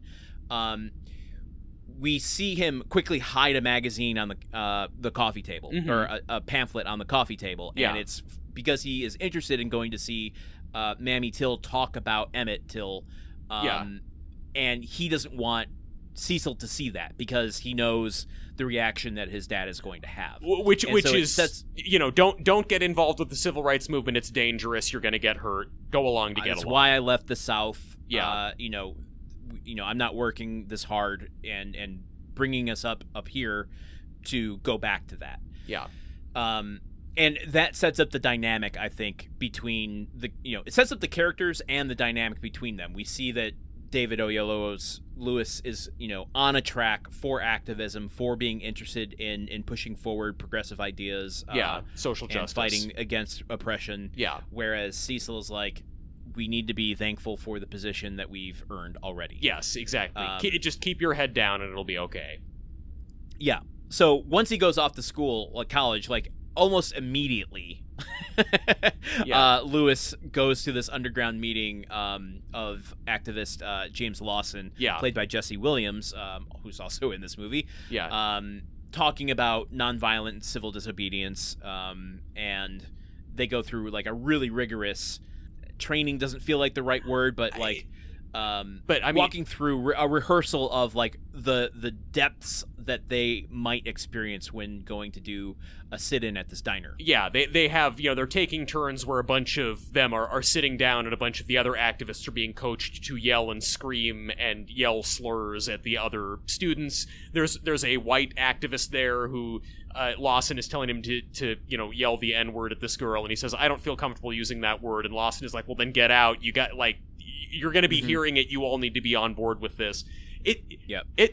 It was, and then it's intercutting between that and them actually doing the sit-in, and it's fucking good. No, it's intense. It's intercut with Cecil and the other butlers prepping for a state dinner. Yes. For Eisenhower. Yeah. And the juxtaposition of what does nonviolent, civil disobedience and activism and advocating look like compared to the nature of being a butler and being in that position in a white world. Like, it's really showing the two different types of attitudes toward being a black person in a white world, and Yes. what are you going to do with that? Yes. This sequence, I think, sums up the movie Yes. better than anything else in the movie. This is some of the most. You could, if this was just a short film, they are getting beaten and screamed at and having food thrown on them, and this is intercut with Cecil serving fancy food to fancy white people at this dinner. And right there, I mean, it's getting food thrown at you versus serving food to white people. Yeah, I mean, like, exactly. It's that level of juxtaposition that make this like a really confrontational and really well done scene. And it's kind of weird to have this scene in the middle of a movie that is then so on the nose in so many other ways. Like, and I mean, I think the fact that like right after this scene, basically, which has been so powerful, it is then Cecil serving coffee to Kennedy, played by James Marsden, and Kennedy watching the Birmingham protests with the fire hoses on TV and going like, I feel like I don't recognize my country anymore. And it's like, well, I great that you walked in right at the time that he said the poetic thing about the thing he watched on TV. It's like it is almost jarring when we then go away from that sequence back into the rhythm of the rest of the movie. Okay, I want to return to the idea of what this film is, the presidents and what we're supposed to take away from them, and the history that we maybe know going in versus if we don't know what we're supposed to take away from it. Yeah. Because before that montage is the first time we see Nixon as VP. Yes. Yeah. He's visiting... Cusack Nixon. John Cusack as Nixon is going to visit the butlers in the kitchen, Cuba Gooding Jr., Lenny Kravitz, and Forrest Whitaker, and he's giving them buttons, telling them to vote for him. Buttons, yeah. In the first election against Kennedy that he loses, obviously, but he's like, as the black community, what are your concerns? What's on the forefront of your minds? And he like listens to them, and they don't want to answer because that's not what they've been taught. Yeah. But Lenny Kravitz does, and talks about equal pay and opportunity to advance in their positions, and that they don't have that, obviously. And like, for the uninitiated, what is one supposed to take from Richard Nixon in this scene? He's like interested in asking them, but he's also kind of like pushing buttons at them, and like I'm not sure what vibe the movie wants me to feel about this dude. I mean, I don't know. I mean, I feel like if I'm seeing Richard Nixon in a movie, I kind of know how the filmmaker wants me to feel about Richard Nixon.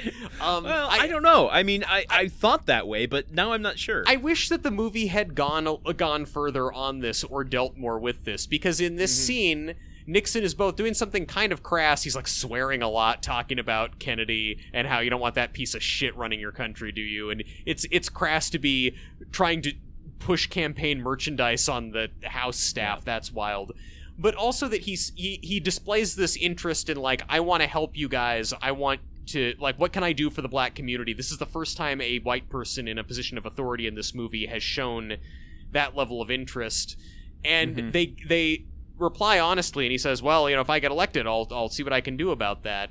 But then, spoiler alert, Nixon becomes president later in the 60s, but they then don't kind of like circle back around on that and come into this with like, okay, well, Nixon, like, I met Nixon personally, and he expressed an interest in civil rights. I wonder what this 1968 Richard Nixon is going to do for that cause. And like, there's not a moment of them like coming back and saying, hey, remember 8 years ago when you told us you were going to get our salaries raised? What's going on with that? Like, setting that, it's like, it's a setup that without a payoff feels sort of confusing in a movie, and is mainly just like an excuse to get another scene of Cusack Nixon.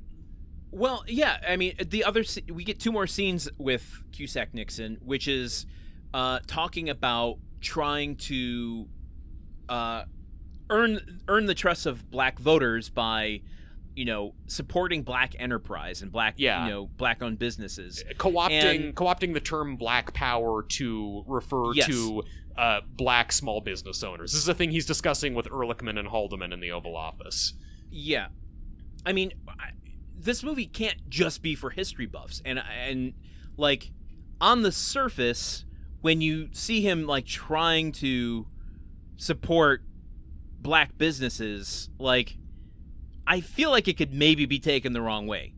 Because the only other scene we get after this is when he's drunk late at night by himself saying he's never going to resign. Yeah, like this is the summer of 1974, like a few weeks before he quits over Watergate. Yeah. And like, I mean, not that I need a super scathing indictment of this man, but like, it feels like you're skipping over a lot. I mean, yes, it does. And, I mean, look, I've been trying to temper myself the whole time with this, because I go into a movie about presidents, and I'm just like, why do we know, why are we seeing any of his family or his sons? Let's all just get president stuff. And I'm like, well, actually, no, it would be good if there were a lot of, if we learn about this character and see things about what black people were dealing with at this time and whatever. I think that, yes, there is a real goldmine of Nixon stuff that is missed out on, and Reagan stuff. And hold off. But we'll get there. I think that... I think that it is, like, and it speaks volumes because in this last conversation, like, he sits, Nixon invites him to sit down and is rambling to him about how he's never gonna resign or anything. And Cecil has shown empathy to presidents in other scenes, or he'll kind of speak, emotionally to them or venture up something vulnerable from his own life. Like when he's comforting Jackie Onassis, he just stands there and says, "Please tell me how I can help you," which is very powerful. With Nixon in this scene, Nixon says all this stuff, and Cecil just goes, "Do you need anything else, sir?" And he just gets up and walks out. Like, there is a real fuck you energy coming from Cecil, and I wish I could have... I don't know, I would have liked to have seen more of how Nixon earned... I know, as a student of history, how Nixon earned the fuck you energy. I wanted to see it. I also have one question about drunk Nixon in this scene. Okay, well, let me comment on the fuck you energy, which is, that comes directly from what's happening in Cecil's personal life. Sure. Seeing Lewis get further away and down the rabbit hole of activism, and, being in the, Freedom Ride bus that's burned by the KKK, and then, going to Birmingham. Like, he's kind of Forrest Gumping his way through these, civil rights events. Yes, and he exactly is. Each time is not getting killed by the grace of God, but like Cecil is seeing it and getting more angry at, like, it's getting harder for me to have this righteous indignation about my son and what he's doing with his life when I'm seeing this stuff unfolding time and time again. And what I thought was going to be changed with LBJ turns out to not really have made, obviously it made a difference, but things keep happening. And now I've got this drunken asshole in front of me saying he's not going to resign. Yeah. Like, I'm just getting tired and I'm getting sick of this. Yeah. It's less to me of like, Nixon, you are a racist rat bastard. Go fuck you. Go fuck you is what I said. Go fuck you. That's what people said in the 70s. We only started saying go fuck yourself in the 90s. Go fuck you. Hey.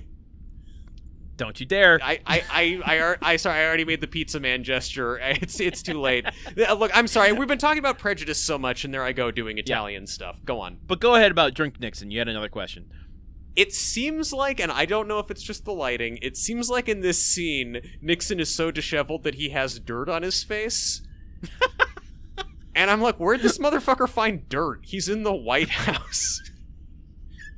Like, what happened? You didn't come home from a bar and, like, fall down, Nixon. How'd you get a dirty face? You're the president.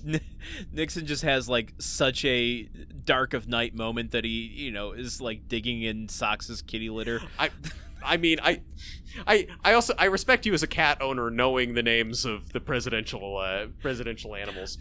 We do get one president pet in this movie. We get LBJ's dogs. Oh, we do get LBJ's dog sitting with him while he's on the toilet talking to all of his aides. No, while he's watching TV. We also get them with him on the toilet. I'm just saying there's a lot of LBJ I know. dogs. Well, I was going to return. We got to circle back and go to LBJ after Kennedy gets killed. Can we go to LBJ forever? Yeah. Yeah. I mean, this movie is like... Okay, another kind of like causation, correlation moment in this movie that I kind of took a problem with was the Kennedy part where like we get the pattern that I talked about. He talks to Cecil, he makes a public decision, and as we see James Marsden as Kennedy giving his speech, the speech ends with a gunshot. It like fades to white on Marsden's face. And like I'm not saying that wasn't part of why he was assassinated. Like we don't obviously know the full breadth of that. Maybe Cecil did it. Who really knows? This movie is suggesting intentionally or not intentionally that like he made this speech and then was killed because of it. Yeah, I mean, I think that the town that Kennedy was in when he got shot was, shall we say, not happy about civil rights. Like, I think a lot of other stuff was going on, but But he also didn't make this speech before he got in the car to drive away. No. There's a lot of stuff that goes into these things, and that's the kind of shortcutting thing that I think this film is. Films like this tend to like. I don't know. I feel kind of icky about. Yeah, you mentioned Forrest Gump a second ago, and I mean the gumpiness of this movie is very strong. It's there in everything that happens to his son, and including the lead actor's first name. Well, but like because his son. Like, Eugene Allen has one son who served briefly in Vietnam. The real Butler had a son who, to the best of our knowledge, was not involved in the civil rights movement.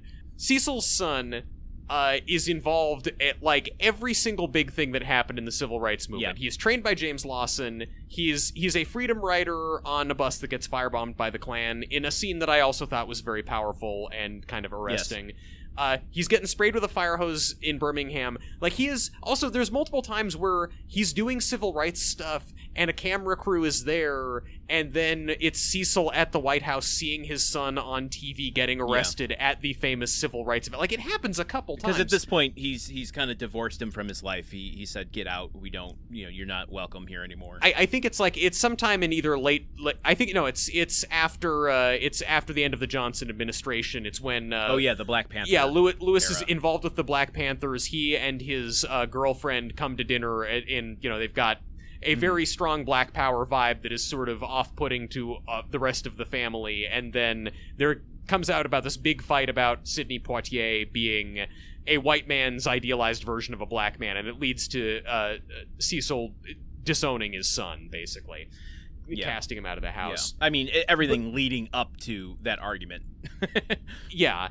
It's been simmering for a long time, but this is where it blows up. Yeah. But it's another thing where it's like, if it's weird that there is a Black Forrest Gump movie that is grafted onto this story that is heavily based on a real person's life. And yet it's not even the butler. It's not even the lead actor who is doing the Forrest Gumping through it, which is weird. No, it's not. I mean, also, I forgot to completely mention this.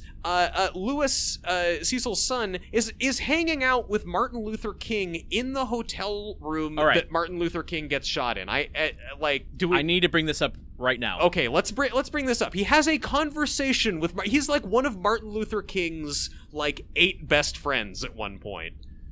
This blew my mind, and I think highlights how amazing of a performance David Oyelowo puts in this film. Yeah. He goes from playing 15 years old to, like, 50 years old in this film. Yeah.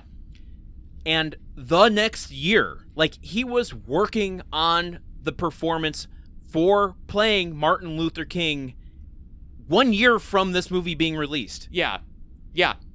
He goes from this movie to MLK. himself next year. He himself is kind of Forrest Gumping through history. He goes from being at the outskirts of things to being right in the center of it.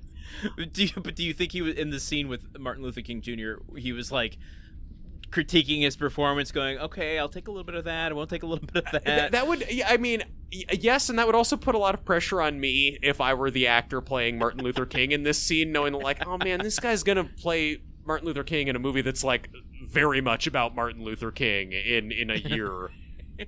And listen, I didn't want to like bark on this the whole episode, but Selma comes out next year. Yeah. And to me, like, you don't need to compare movies. They can all be their own thing, but Selma is explosively better than this movie.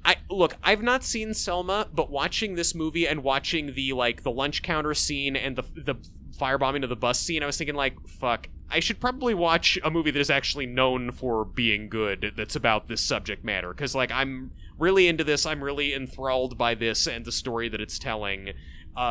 So basically, this movie is a really good trailer for Selma for me. Well, yeah, and there's so many overlaps in actors. Coleman Domingo's in it, Oprah Winfrey's in it, Cuba Gooding Jr.'s in it, obviously David Oyelowo is in it, and a few others. Plus, it has some of your favorites like Stephen Root. I bet he's Tim Roth. I bet that older white man is playing a really cool guy in Selma. I bet he is. I bet that Southerner is playing a nice dude. This is the only reason that I'll use Selma as a comparison, which is in talking about how it's condensing history here, and like the bullet points that we get from the presidents and stuff. Like LBJ, outside of using some harsh language, seems like a pretty cool dude in this film. Yeah. Selma explores the much more complex relationship he had politically with Martin Luther King Jr. Yeah, and like.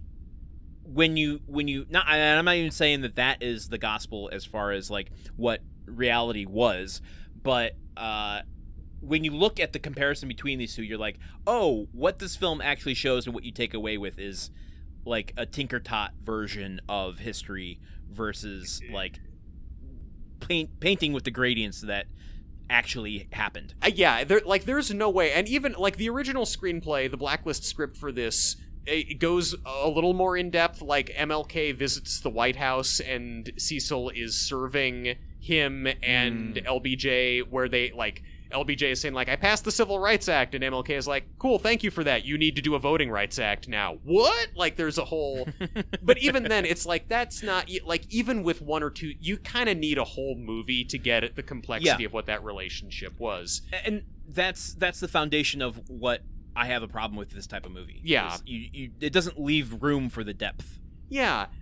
Can I talk about another thing I have a problem with in this scene with him and Martin Luther King? Yes.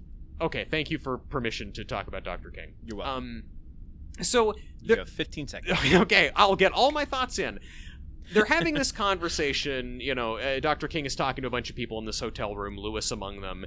And they're talking about the Vietnam War or something, and basically Dr. King asks Lewis, well, what does your dad do? He says he's a butler, and seems kind of ashamed by it. And Martin Luther King says something, and I'm going to read the quote. Okay. The black domestic defy racial stereotypes by being hardworking and trustworthy. He slowly tears down racial hatred with his example of a strong work ethic and dignified character. Now, while we perceive the butler are made to be subservient, in many ways they are subversive, even without knowing it. Mm-hmm. So, kind of just making the case that black people working in domestic service positions as butlers and maids are actually affecting racial progress because white people see them being capable of that, and slowly it opens their hearts. This is I've looked around a lot on this. I would not say I'm a scholar on the subject or anything, but I did a bunch of research. Martin Luther King did not say this. This is not a quote that he said. And I've looked around. Okay. I found a whole lot of his quotes about labor and the economy. It doesn't seem like this was a sentiment that he ever espoused himself. Interesting. And okay, so look. I think that is an interesting idea to bring up in a movie that is about race and power structures, about the notion, and especially in a movie where the central relationship is him trying to make peace with the work that his dad does serving white people. That is an interesting point of view to have. I feel kind of weird about a white guy putting that point of view in Dr. King's mouth when he didn't actually have it.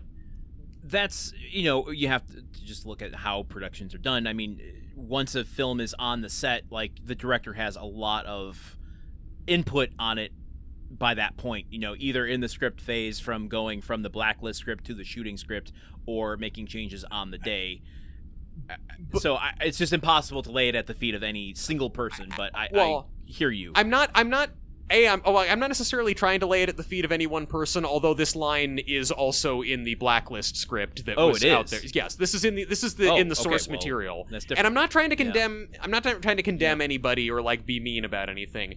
I just think that like it's to have this put forth by Martin Luther King is interesting because like I think that idea is actually kind of bullshit. Like I think that this notion that by black people serving white people will gradually become nicer to black people, I think that's disproven simply by the fact that every Confederate general and plantation owner was raised by black people and served by black people, and it did not make them any cooler. Mm-hmm.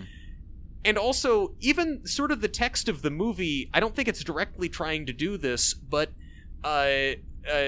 Cecil spends the whole movie serving, this succession of presidents, and his breaking point comes in the Reagan administration when he is invited to a fancy state dinner and is just talking about how he feels tokenized for the first time. He sees the faces that his black coworkers have to show to white people. He realizes for the first time how undervalued he is. Yes. Yeah. And this is what drives him to quit. So, like, the movie has Martin Luther King make this point about how black domestic labor makes white people like you better, and then it has the main character's lived experience prove that wrong and prove him wrong, but that's not a thing he actually said. I think it would have been better if some other fellow traveler in the civil rights movement who was a fictional character put this out as something for Lewis to consider. I wholeheartedly agree with that. It is a sentiment that is necessary for the script and what the script is trying to say. Yes, exactly. In trying to highlight the differences between Lewis and Cecil, and their different positions in life, and how everyone... I mean, what I like about the sentiment... there's a lot I don't like about it, obviously, but what I like about the sentiment is just like progress and advancement can take many forms. Sure. It doesn't have to be, on the front lines. It can be in any, many different shades. Yeah. That I like about what it's saying 100%. And what the movie's trying to do. Yes. But I totally agree with you as well. That's like, it is audacious to put it in MLK's mouth. And it is like, in a movie that's already kind of asking a lot for us to go, okay, this is going to be a movie about a butler. That is kind of a charged idea to begin with. What are you actually going to do with that? What are you going to say with that? And it I don't want to say fumbles, but like we get to a place by the end of this movie and Cecil's like arc and progression that is interesting and kind of shows what he's learned over time, as an individual. That then when I think about it, when you bring it up here and I think about it, I'm like, well, then what was the point of making this point here? Yeah. Like it feels completely like it's just serving the script and not like making a grander point. And when you put it in MLK's mouth, it's like, oh, well, we're supposed to take that seriously. Yeah, it's an interesting point to make, and I completely agree that there are multiple ways of trying to make your way in a society that is deeply unjust, and that and there are a lot of ways forward, and not everyone is on the front lines as an activist. It's just the way it was presented. The other side of this too, I mean, if you look at it beyond Cecil and Lewis, is between the two sons. Like in this movie, Cecil has two sons, not one. Yeah. And it's in one of the times when they're busing Lewis out of jail, Well, they're bailing him out. They're not doing like a prison break. It's not that kind of movie. Sounds cool as hell. Hey, if we're fictionalizing it, maybe Nixon's along. He's the wheelman. Yeah. It's just like Point Break. They're bailing him out, and there's a conversation between Lewis and his other brother, his younger brother, who is deciding to enlist and go fight in Vietnam. Yeah. And this is kind of a play on what that Martin Luther King scene is, where the younger brother says, "You're fighting your country. I want to fight for my country." Yeah. And it kind of shows the different, like, again, I like that this film has space to have different perspectives. Yeah. It's not just one community. Yeah. Ideal or ideology. Yeah. You are able to see all the different perspectives, because we didn't even really talk about Terrence Howard, and he's just kind of like, floating through. I feel like that character would be problematic if in another film that didn't have all these other perspectives in it. Sure, yeah, yeah. Because he's just kind of a layabout, and he's the one that is sleeping with Cecil's wife. Yeah, and always doesn't seem to have a job. Yeah, just kind of. He's kind of shitty to his wife. Yeah, aside from cheating on her, he's shitty to her beyond that. Exactly. But he's able to exist realistically in this movie because of all of the other perspectives in it.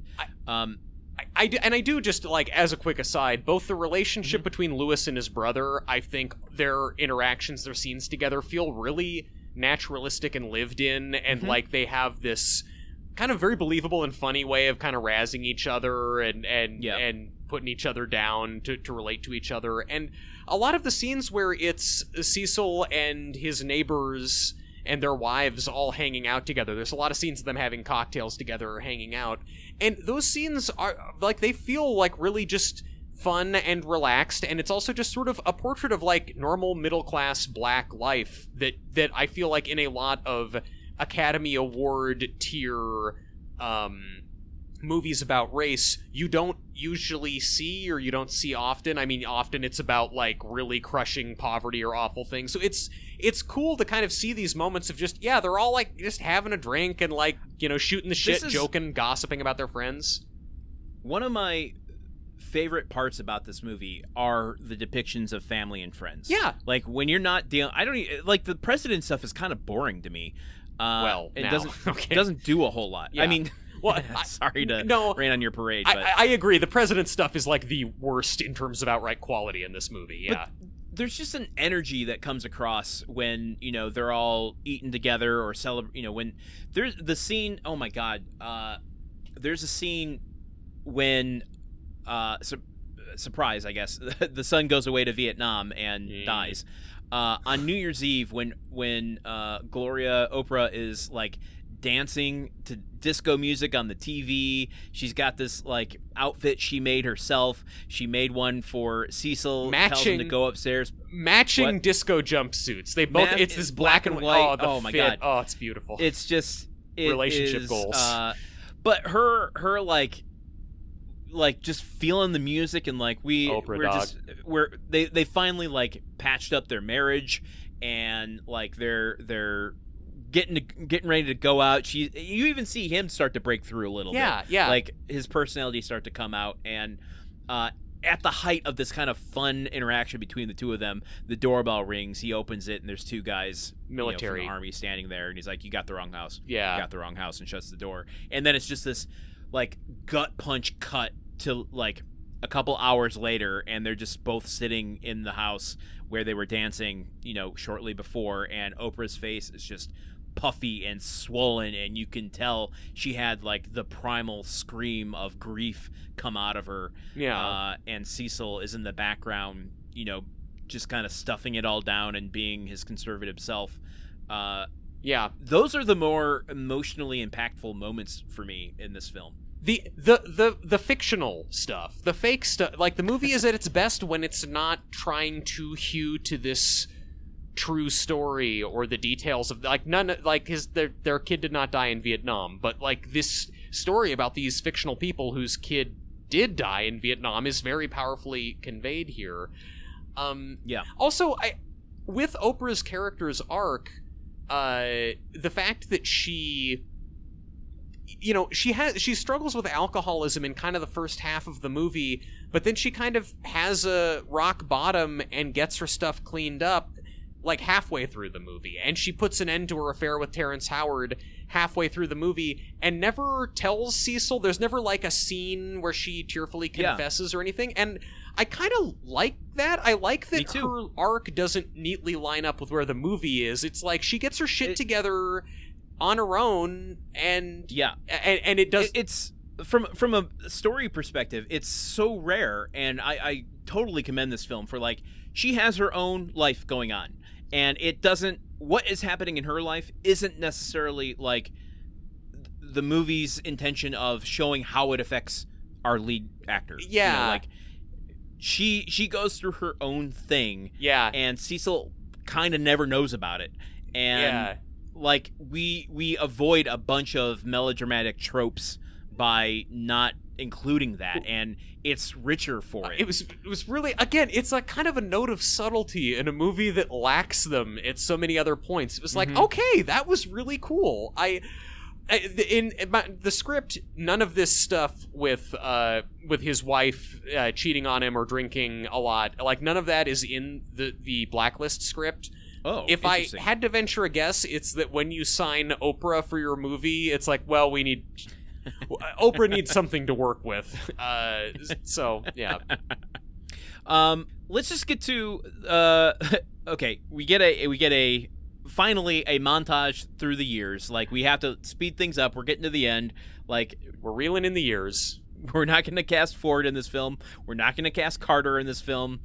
Truman has his hand up in protest. What are you going to say? If I may, if there is one thing that is well documented in that Washington Post article, it is that Eugene Allen was very tight with the Fords. Eugene Allen and Gerald Ford had the same birthday, and both years that Ford was in the White House, when they would do his birthday party, Betty Ford would they'd be singing to the president, and Eugene naturally would be serving the cake. Betty Ford would yell out, "Oh, and it's Eugene's birthday too!" And then everyone would sing happy birthday to him. And I think that was really cool of the Fords to be like that. They seemed like nice folks. The only Republicans I'll ever say nice stuff about. And no Carter whatsoever. Yeah. But this isn't the Eugene Allen story. This is the Cecil It's Gaines story. Inspired by true events. It's true, but not that event. The Blacklist script does have Carter in it fairly briefly. They do Ford so dirty where it's just like they have this whole thing of when one administration moves out and the other comes in, it's like everybody loads the moving trucks, the trucks drive away, and a new moving truck drives up with the new president's stuff, they move it in. And it's basically, they pack out the Nixon stuff, a Ford, a truck pulls up and we hear the voiceover of Ford's inaugural address, and then that truck just drives away, and then the Carter truck drives up. Just... Probably, a moment of levity at a point in the film when it wouldn't be appropriate. True. I mean, yes, but it comes at the expense of the only president from Michigan, and I wanted better for you, Landon. Anyway, yes, we move into a dark time known as the Reagan administration. Alan Rickman as Reagan. Okay, everybody at home, I agree. What the fuck? Didn't see that one coming, did you?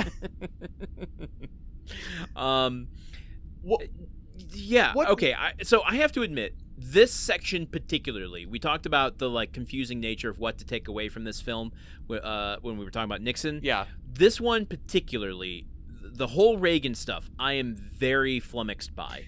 I am flummoxed by Ronald Reagan as well, Landon. Well, because on the one hand, it very explicitly talks about the South African apartheid and Reagan's stance against creating foreign policy around it. But then it's in the compassion that these men have for Cecil that I'm like, and they're kind of the movie's saying they're kind of learning something or getting a perspective from him that I'm like, am I supposed to feel icy about Reagan, or am I Yeah, well, I know I am. But in real life, I know yes. that going into the movie. Yeah. Someone who's like an alien race that is seeing this movie and getting their U.S. history from it, what are they supposed to take away from it? This alien race takes away from it, like, we need to find this Louis Gaines guy. He met all of the humans' most important civil rights figures. Well, because, also Nancy Reagan is the the only first lady we have in the film. Jackie Onassis. Oh, Jackie, erasure. I'm sorry, Yeah. you're right. Yeah. But Nancy Reagan is the one that invites him to the state dinner, not as, a butler, but as a guest. Who plays Nancy Reagan, Landon? Miss Jane Fonda. Ha! Interesting. Yes, and the movie does sort of imply that Nancy Reagan is actually the president in a way that I enjoyed. Like, she's talking to a bunch of aides saying, like, you need to keep these foreign policy hawks away from Ronnie. He's getting too many weird ideas from them. And then she also is running the social calendar and saying, you're invited to dinner and everything. So, okay, so basically, if Ronald... Get ready for part 2 of The Butler, the Reagan years with Truman Caps. If Ronald Reagan has 1 million haters, I'm one of them. If Ronald Reagan has one hater, I'm it. And if Ronald Reagan has no haters, then I'm dead. The worst man ever to live. That's going on the poster. Yeah, basically. That's for the new movie with the Dennis Quaid.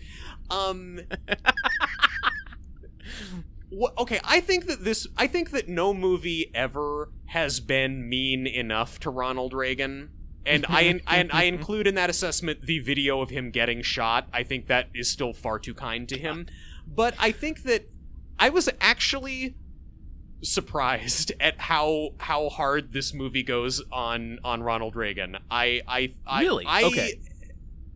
So, first off, like, Cecil in this movie has suffered so many indignities and discrimination at the hands of white people, and he's taken it all with a smile, but it's Reagan who finally breaks him, and it's Reagan that finally causes him to resign. Like, Ronald Reagan is like the end boss of racism in America. a viewpoint that I agree with. So I like that. And I'll you keep up the politic part. I just go for it.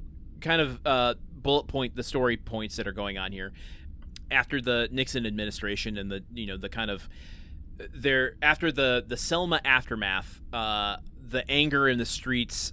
Cecil's trying to get home and can't get there because people are just angry and in the streets. Yeah, and it's the first time that he's been seeing this history through TV, yes, and through these conversations with presidents. This is the first time he sees it in real life, and in the movie.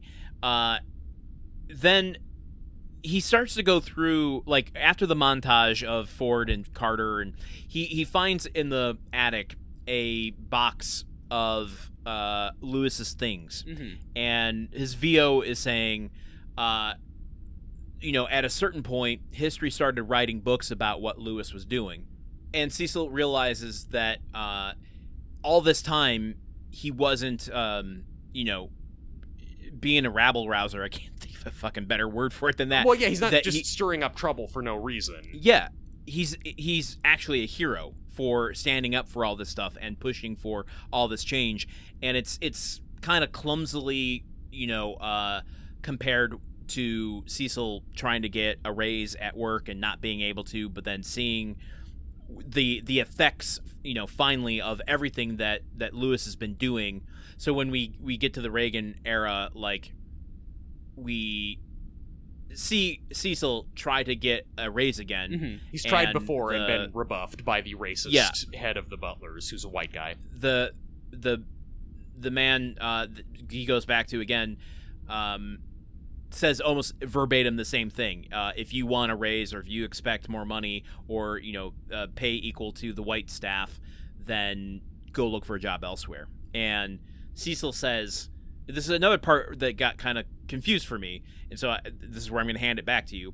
He says, I told the president you would say that, and he said to take it up with him personally. Yes. So basically, Ronald Reagan is the first president to actually ensure that the Butlers get fair and equal pay. or that the black butlers are paid, equally with all the white butlers, which I'm like in Eugene Allen's actual life, he was already like in a managerial leadership role at the White House at this point. So basically, he was already doing the racist white guy's job at that point. So basically, that's also a fiction. Reagan didn't do that nice thing. Yes, but like the movie makes this point that like, oh yes, because Ronald Reagan likes Cecil, he does this nice thing. And Reagan also, there's a scene of Reagan coming out to him and saying, hey, I when people who are having trouble with money write to me, I like to send them money back. I like to send money to them, but I have to do it through like workarounds so they don't know what's coming from the president. Can you help me out with that? Like it. And yeah, don't tell Nancy. Another implication that Nancy's running the show. And so there's this other thing of like, oh, Reagan, yeah, he's a nice little grandpa guy. He likes to do nice stuff. I think that is good in terms of in terms of a realistic portrayal of Ronald Reagan, because it's like, yeah, Ronald Reagan was individually nice to black people. I think he had like an adopted black grandchild or something like that. And there's all these cute little photos of him with them. And certainly the Republican Party wants you to believe that Ronald Reagan was, hey, don't think about the fact that he was stridently opposed to all of the civil rights era legislation that LBJ was passing, or the fact that he had to be heavily cajoled into not vetoing the bill to make Martin Luther King Day a holiday. Or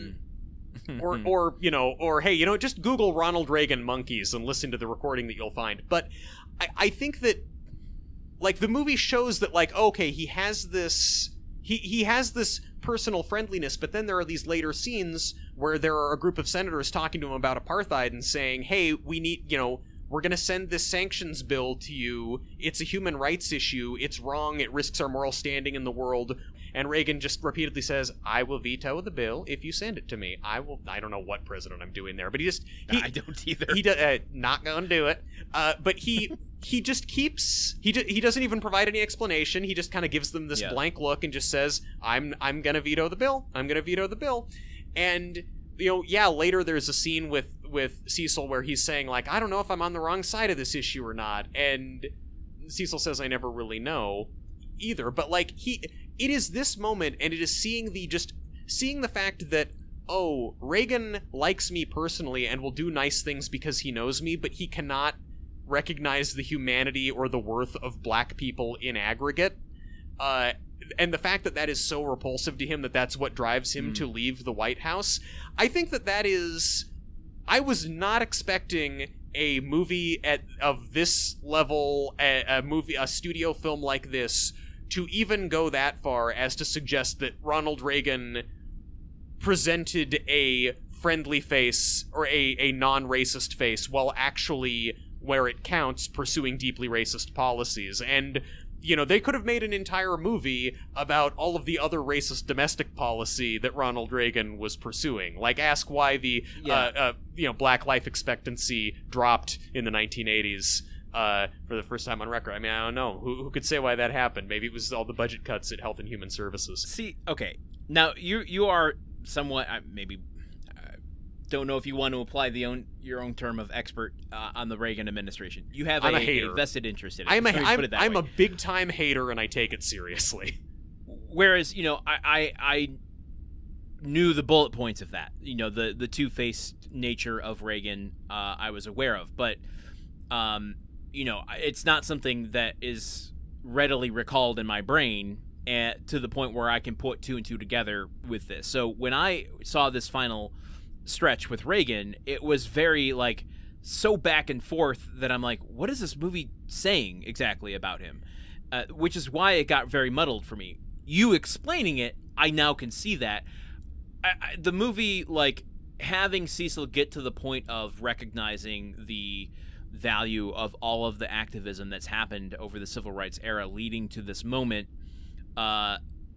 posing it against, Reagan's apartheid and foreign policy decisions, like, makes more sense as to why he decides to resign then. Yes. But it only was in you explaining it to me that I was able to see it. I didn't get it from either watch when I went through this on my own. And let that be a warning to the rest of you. Never watch a movie without me there to explain what parts you should be mad about and what parts you should like.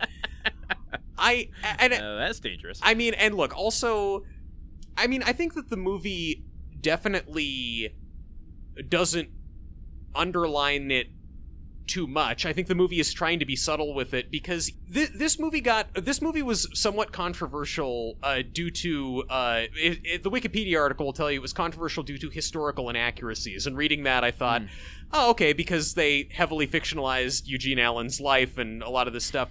Well, there's like one sentence about that, and there's like 3 paragraphs about multiple different Ronald Reagan biographers who were furious. They were so mad about the way Ronald Reagan was depicted in this movie that it got written about in the newspaper.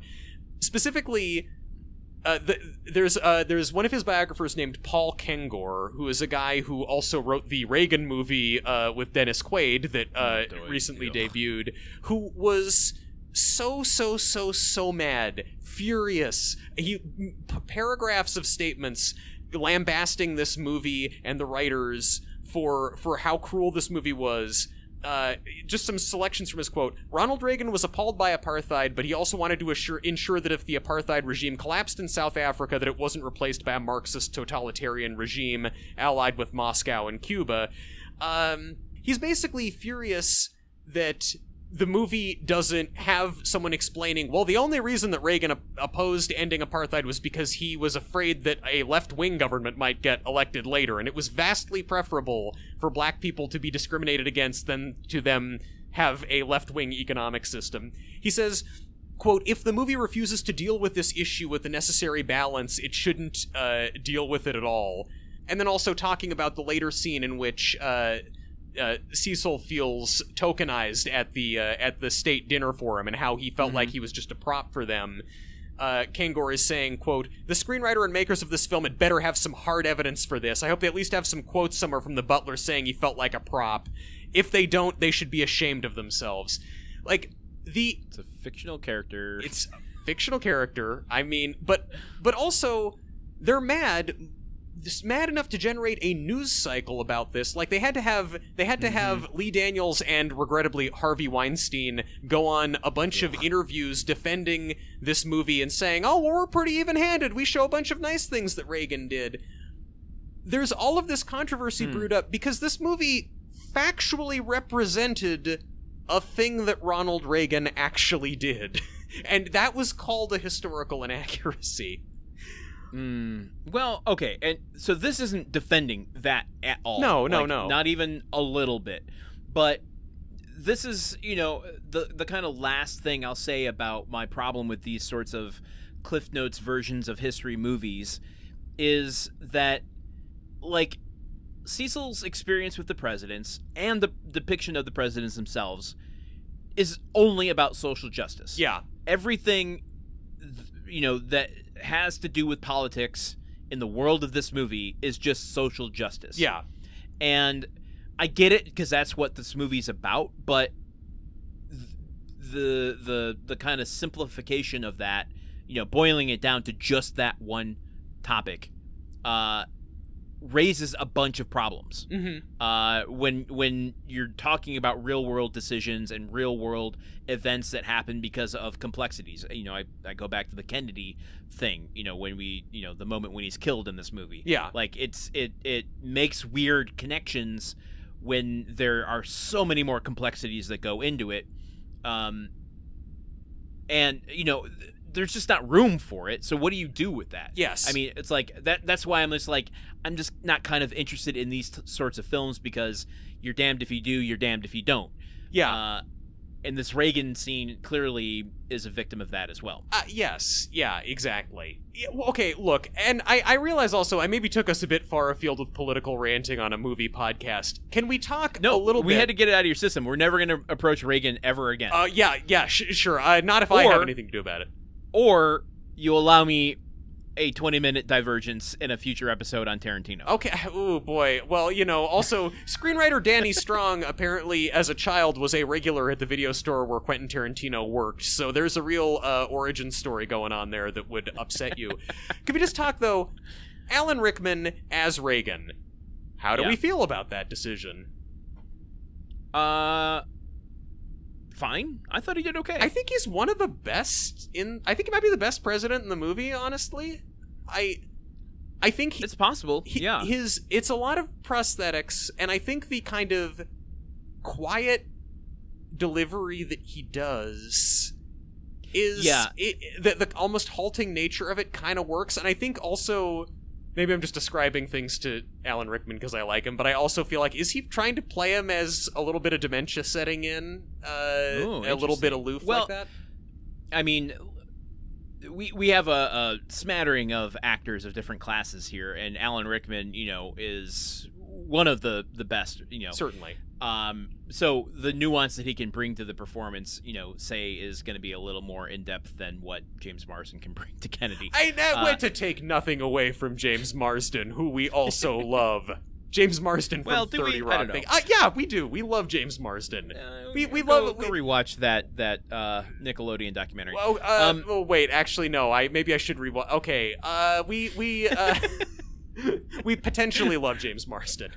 But yeah. So anyway, going back to Alan Rickman as Reagan, you're right. I mean, there is another version of this where an actor is doing a Reagan impression of like, well, if that comes across my desk, I'm just gonna veto it, and it becoming a cartoon character. Yes, the underplayed nature of it, I think, makes it like even the makeup is a little subdued. Yeah, the most outrageous thing about it is like the pompadour. Yeah, like the clearly dyed hair pompadour. Yeah. I'm wig blind. I can't tell. There is a shot reverse shot where you see Alan Rickman's profile as Reagan, and I'm like, my God, that was the most convincing shot of him as Reagan. Yeah.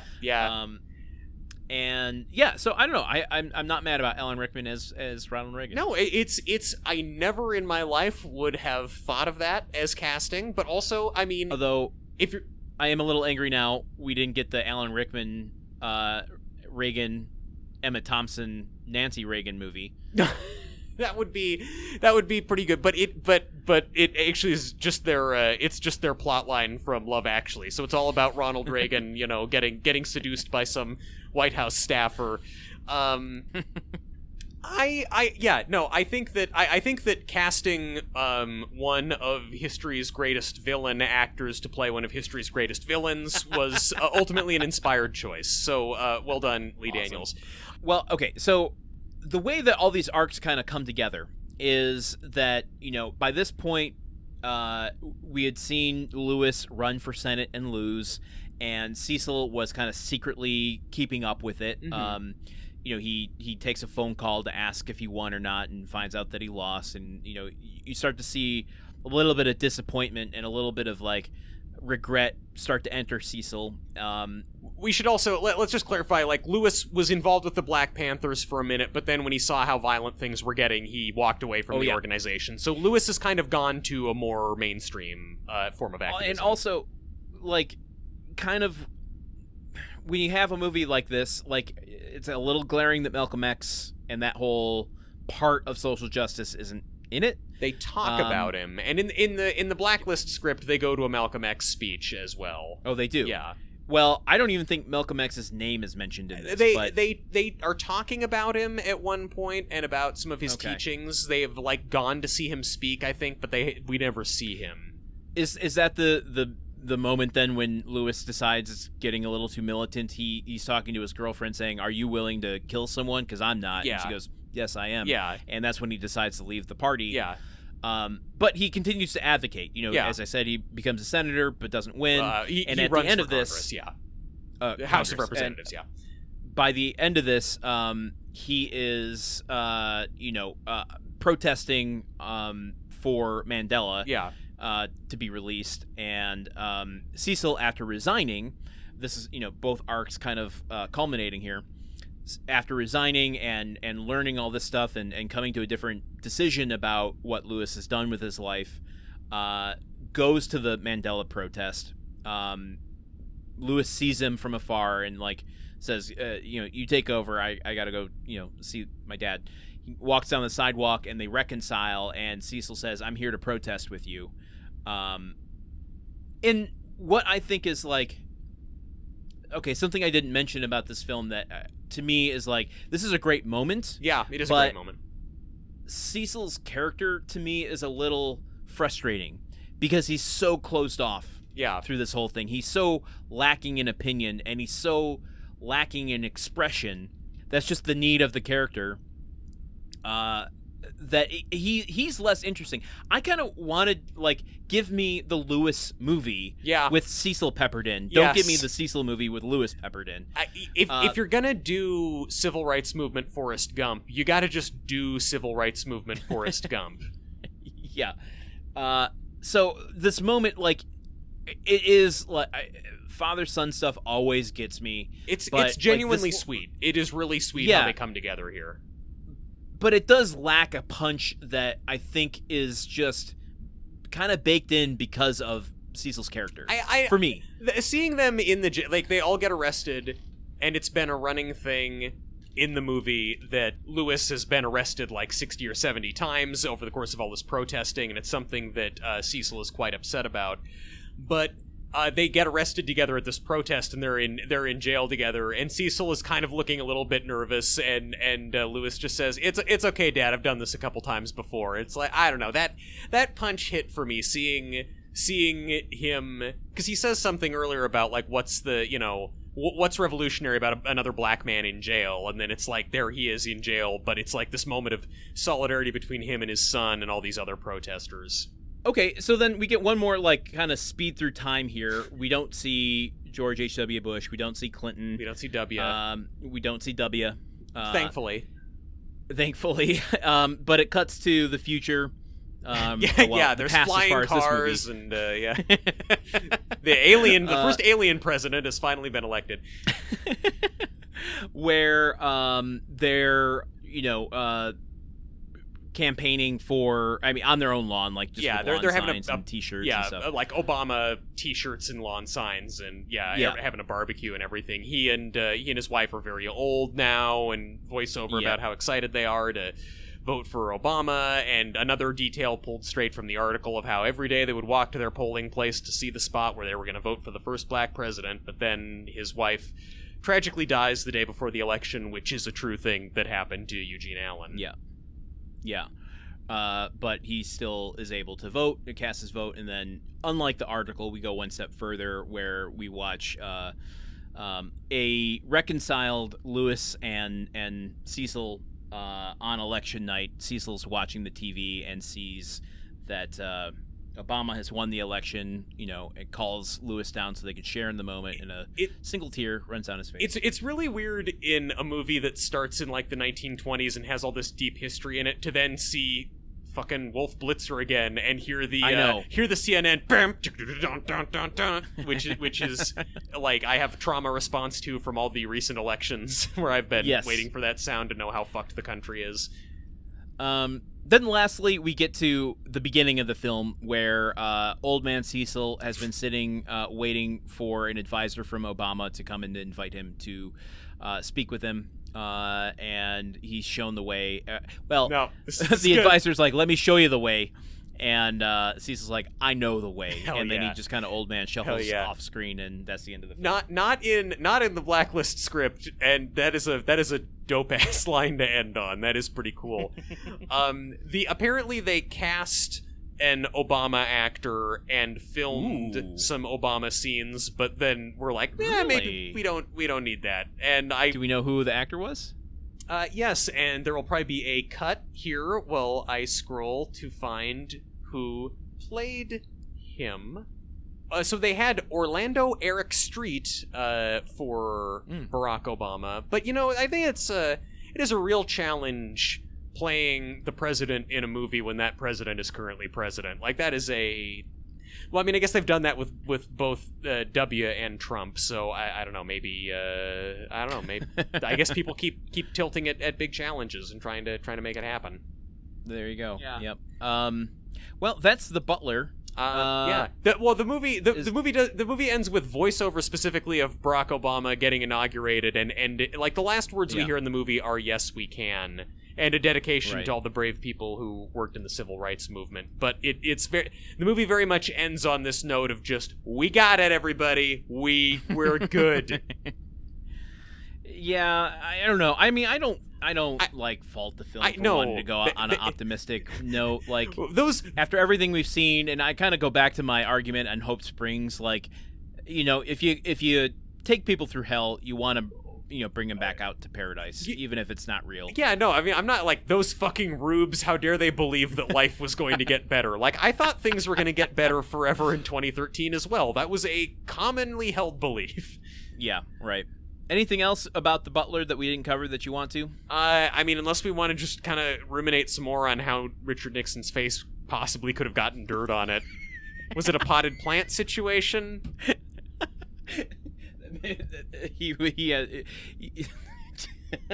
Sorry, just all kinds of cartoon imagery is going through my head of like him burying bottles in the potted plants around town. Yeah, and digging them out with his paws. Yeah, exactly. He's I don't know. He's trying to rip out the secret recording system from the walls by hand. He's gotten all kinds of soot on his face. It's a real kind of Little Rascals Nixon. Why he was a rascal. Do you think this film? Well, why do you think this film was this film forgotten? What do you think? I think this film was forgotten. First off, I think that it was, and I think that the reason that it was forgotten is just that they're so burdened by trying to tell the true parts of the story that they're not able to effectively tell a fictional story. And one of those burdens is that they have to zoom out so far on the timeline for the movie that they can't tell an effective fictional story about the fictional characters in it. So I just think that you can't... There's not enough in here to really hold on tightly to, because it's such a whirlwind of things happening, and there's not... You can't really connect with it emotionally in the same way you would with another type of movie. That I think it just didn't... And it was overshadowed by other movies that have dealt with these subjects in a better and more powerful way. Yeah, I agree, and I'm starting to see a trend of like having a uninteresting protagonist tends to leave a film forgotten. Yeah. Like, I don't know, I don't want to be so, you know, to the point of offensive of comparing this to Forrest Gump, but like, if this was Lewis's movie, he is a charismatic actor that is an interesting character, and I would remember that movie a lot more, even if it did kind of, as I said, you know, rock skip across the surface of history. Whereas Cecil is just kind of reserved and you know, tight-lipped and unexpressive, that he's not a memorable character. I wouldn't say that Forrest Whitaker is bad in this. Like, he's certainly good, but also his character just doesn't have a lot of range, and it's the character. It's not the actor. It's not on him at all. Should be explicit about He's that. been better in other stuff, is what I would say.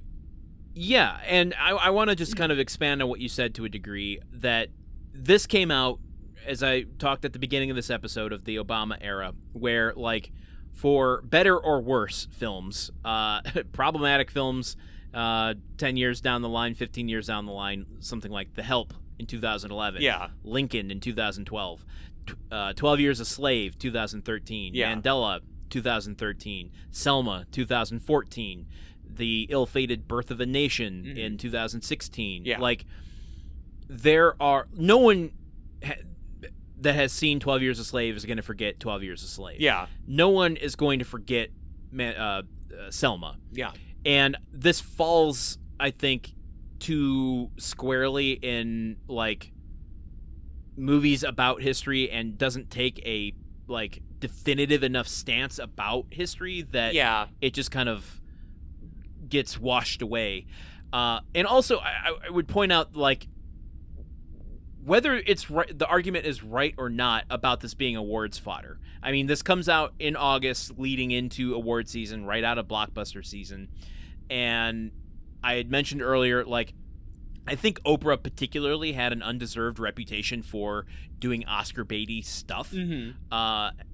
So this film, I think, kind of had a award season stank to it, and that is another trend I'm starting to see, which is like, if you are angling yourself, and it's completely marketing wise. I don't think anyone sets out to make a movie for award season. Sure. But if you're kind of stuck in that world, you're more likely, even Best Picture winners are often forgotten. Yeah.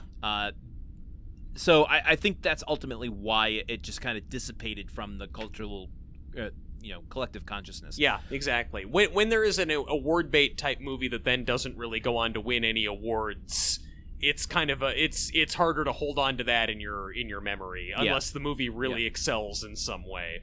So we come to a really difficult question. Should we send this back to modern memory from 2013 to 2024 or leave it forgotten? I'm torn. I'm torn on it because when this movie is doing stuff right, it's stuff that I really like and want to remember. Yeah. I mean, the family scenes, the civil rights movement scenes, and the just montage, and going after Reagan in a way that I find pretty effective.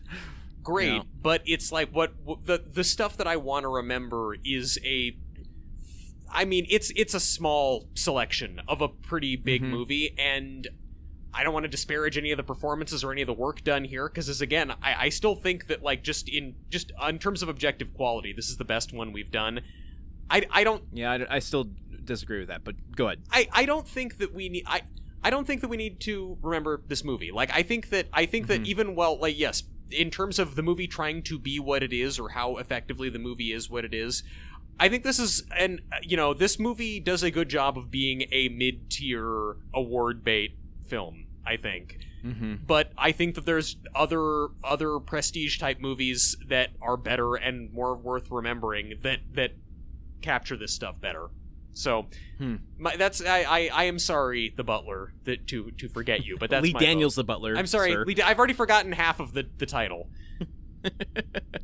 What about you? Yeah, I am really struggling with this one because I'm trying to be my opinion on this is subjective, and I'm trying to be objective about it. And I think ultimately on both of those accounts, I have to say leave it forgotten. I think this movie's intentions are good. I think, as you said, there are a lot of commendable things about it, a lot of really great performances in it. But, as I've alluded to many, many times, it's just this type of film is not my thing. Yeah. If it is your thing, then I certainly wouldn't stop anyone from seeking it out. Yeah. But, we didn't really talk about this part of it, but, like, I don't respond well to kind of saccharine or modern sentimentality. Yeah. And that's kind of by the end of this thing, even though it does not shy away from history, it kind of ends on that. Yeah. You talked a little bit about that, but, to me specifically, it's not a place that I feel challenged, and I don't really, respond super positively to those sorts of films. Whatever. As I said, it's hard to like not be subjective about this. So I am saying there's no such thing as true objectivity either. If anyone's telling you they're being objective, they're lying to you. Yeah, this film is kind of better seen as a syllabus than a history lesson. Like, go look into the things mentioned in this film. Yeah, it's true. But like, this film doesn't provide too much depth on any of them. Just like acknowledging they all existed and they're all part of the tapestry that makes up, social justice in this country and the world. I was not, like, I knew about the Freedom Riders. I was not aware about the specific incident with the firebombing of the bus depicted in this movie. Went and read some about that. Holy shit. That's, like, some scary stuff, and that's some real bravery shown by some real cool-ass people. So, yeah, I mean, in terms of this movie opening your mind to a bunch of other stuff or pointing us in directions that maybe weren't covered in history class, that's... But too bad we decided to forget it, so I guess people won't get that knowledge. Go do the work yourself. Like, for me, the movies I kind of want to remember are Spike Lee's Malcolm X, Ava DuVernay's Selma, Judas and the Black Messiah. Those are, not every film has to be those, but that's what I respond to. a bit more, where there's more filmmaking technique, Mm-hmm. and not an overwritten script. Yeah. I don't know if I hold by that statement, but as I say it out loud, it's just one of those things. Anyway, yep, I've over-justified my decision to leave this forgotten. We just want to make sure no one thinks that we didn't give this a whole lot of thought. Yeah, well. All right, well, are you ready to get out of here? Yeah, I am. Let's move out of this very warm and very complex and occasionally sad part of the universe to more lighthearted horizons. All right, well, until next week, folks, for Truman Caps, I've been Landen Solano. And for Landen Solano, I've been Truman Caps. Vote in all your elections. Whoa! Movie Memory Machine is part of the Gruntwork Podcast Network. Join our Patreon at patreon.com/gruntworkpodcast to keep the machine running. Theme song by Porky's Groove Machine. Rate us on Apple Podcasts or wherever you listen. For more information on today's show, visit moviememorymachine.com.